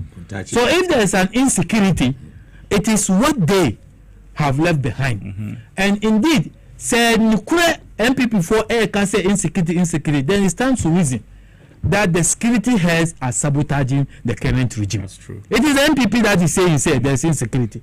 Now, say there's insecurity, then it's simply because there's no insecurity. What is simply immigration boss, IGP, CDS, fire service, prison, Obia, so say insecurity, then simply means is that security architecture and so what it simply means that those heads are sabotaging the current regime and so they are then giving us the reason to get all these people out. So that we get people who will be in line with the policy, that the they belief, so that we will give them that stability that they want. Hypocrisy. When you see hypocrisy, you want to see hypocrisy as a human being or personality, and you see members of the MPP, they represent that. You know why? In Parliament during vetting, they keep asking, and is the IGP going to be left there? What is your interest? That's right.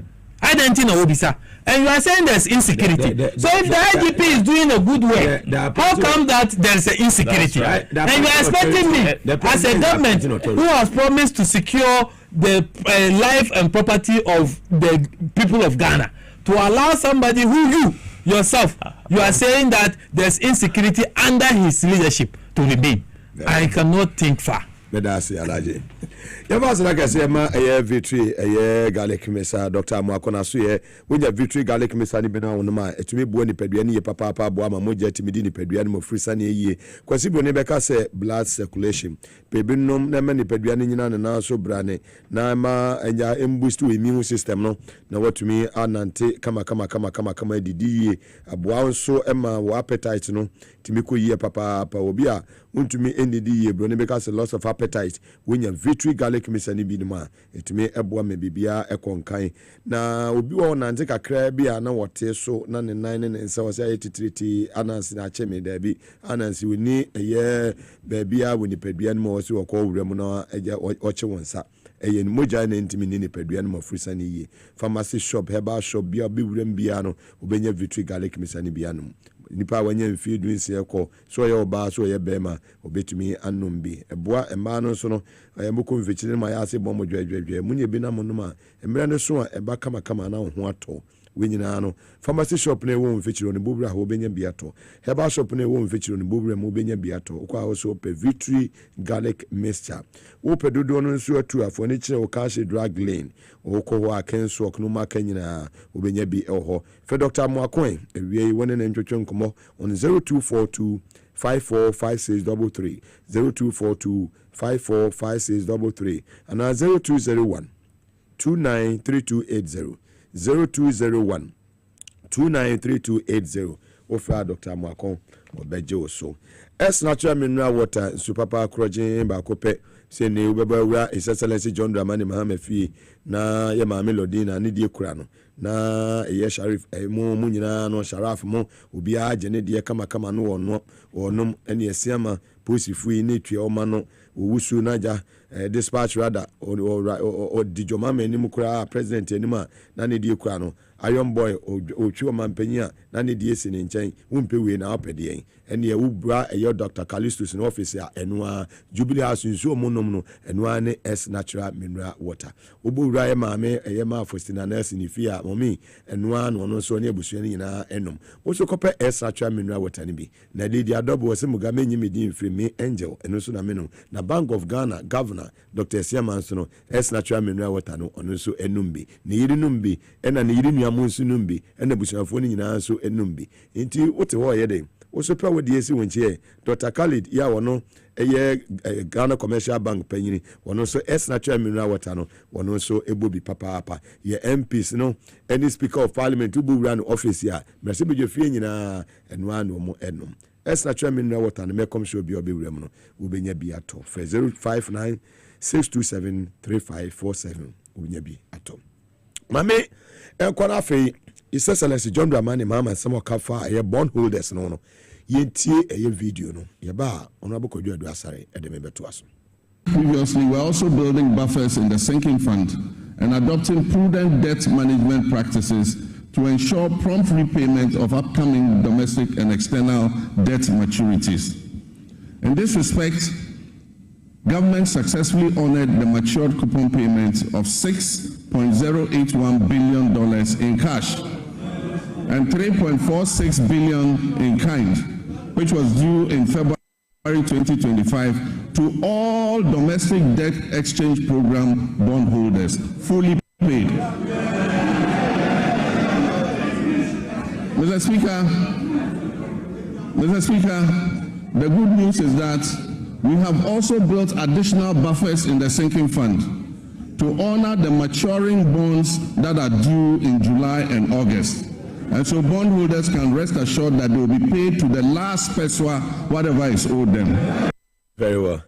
His Excellency John Dramani Mahama on the bondholders. Live on TV as was it also on Power 97.9 FM. Say program no eya woda na wode asida ediama Kevin Asante Raf ene team no say jawo madawro manase sini nyina media meti aja mayeshen kani experienced driver na menya experienced panel members ya yedi show no ema wo ono aboko dwa asare wadawro ma famekwe yo the last part of the kind on Nakran we pay the last peswa.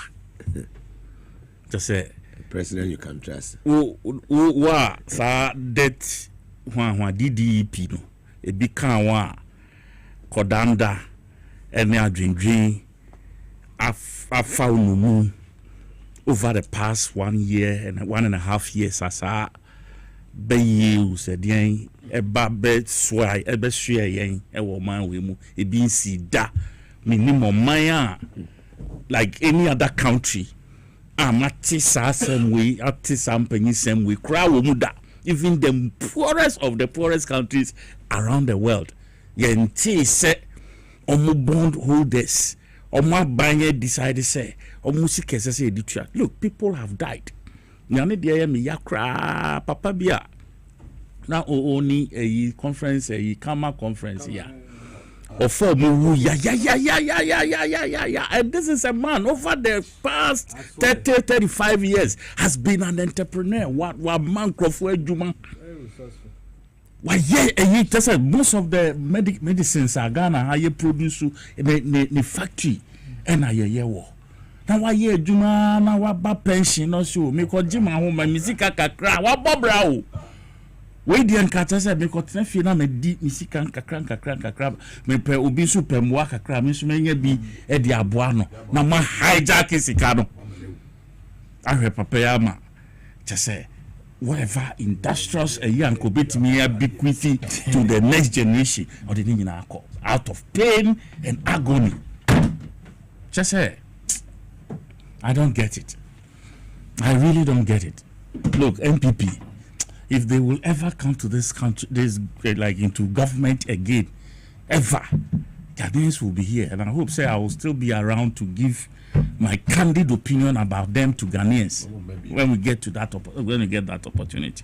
And, for me, I think, when it comes to the economy, one of the major statements or that particular one, I assure a lot of these our older folks, mama mo, papa mo, uncles, and they say they will sleep and sleep well.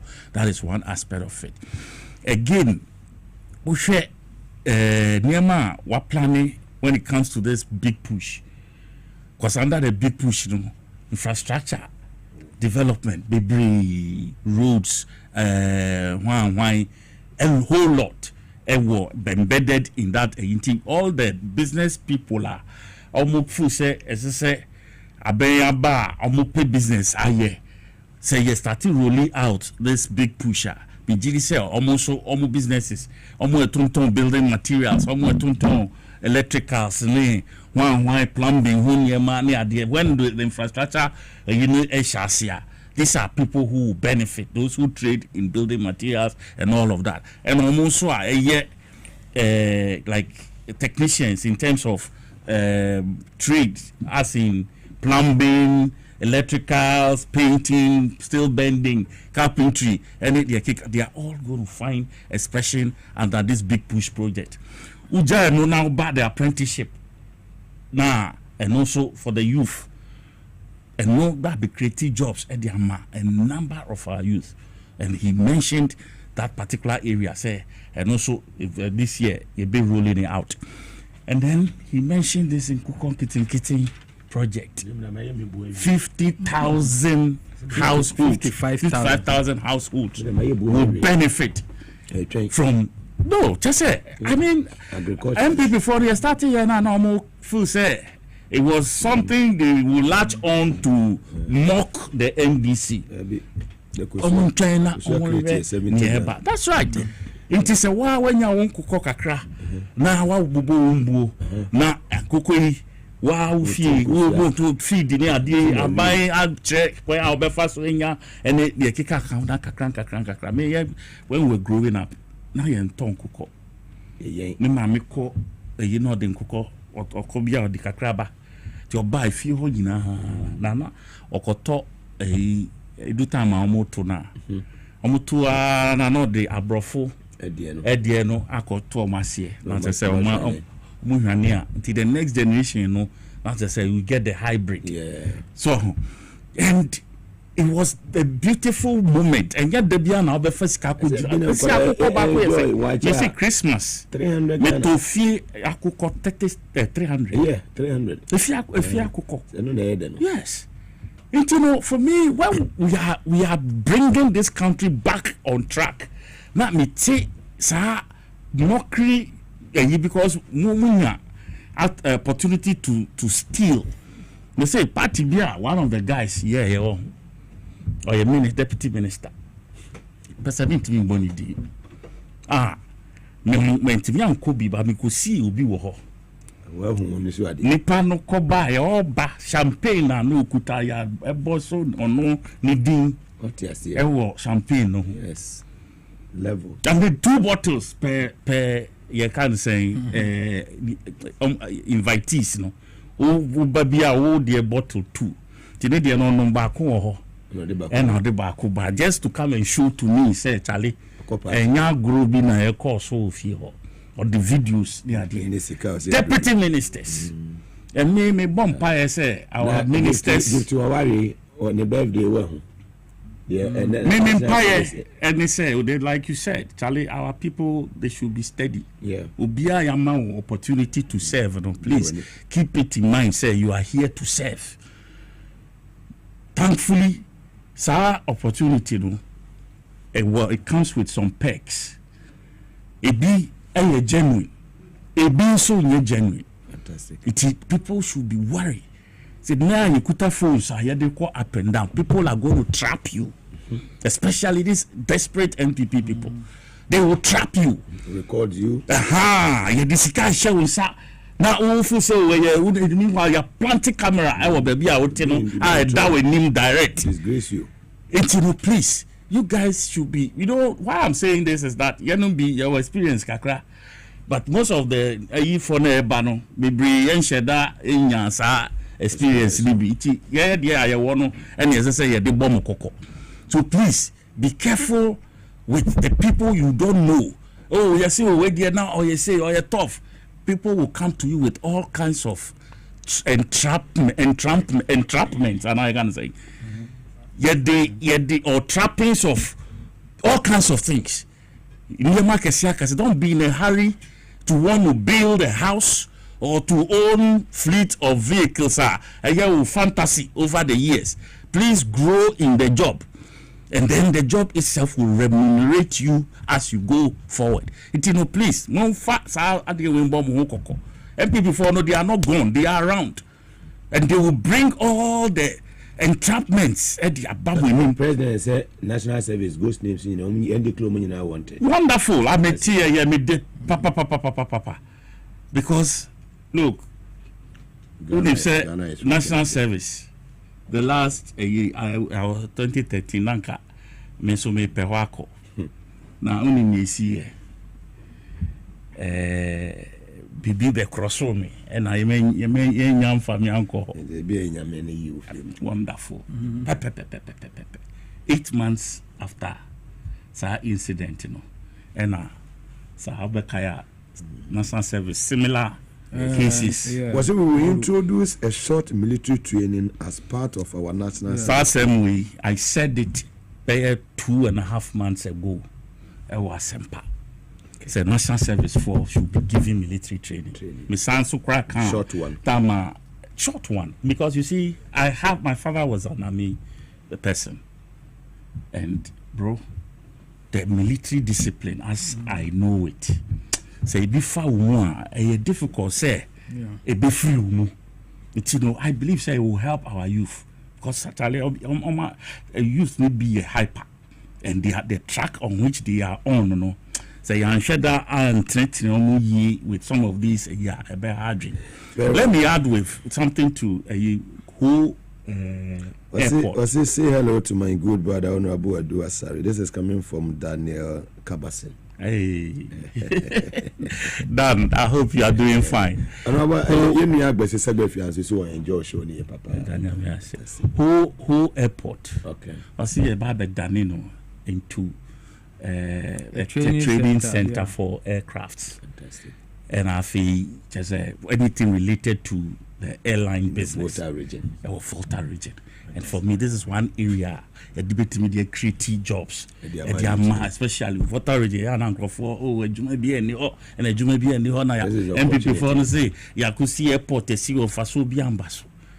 This is the visionary leader.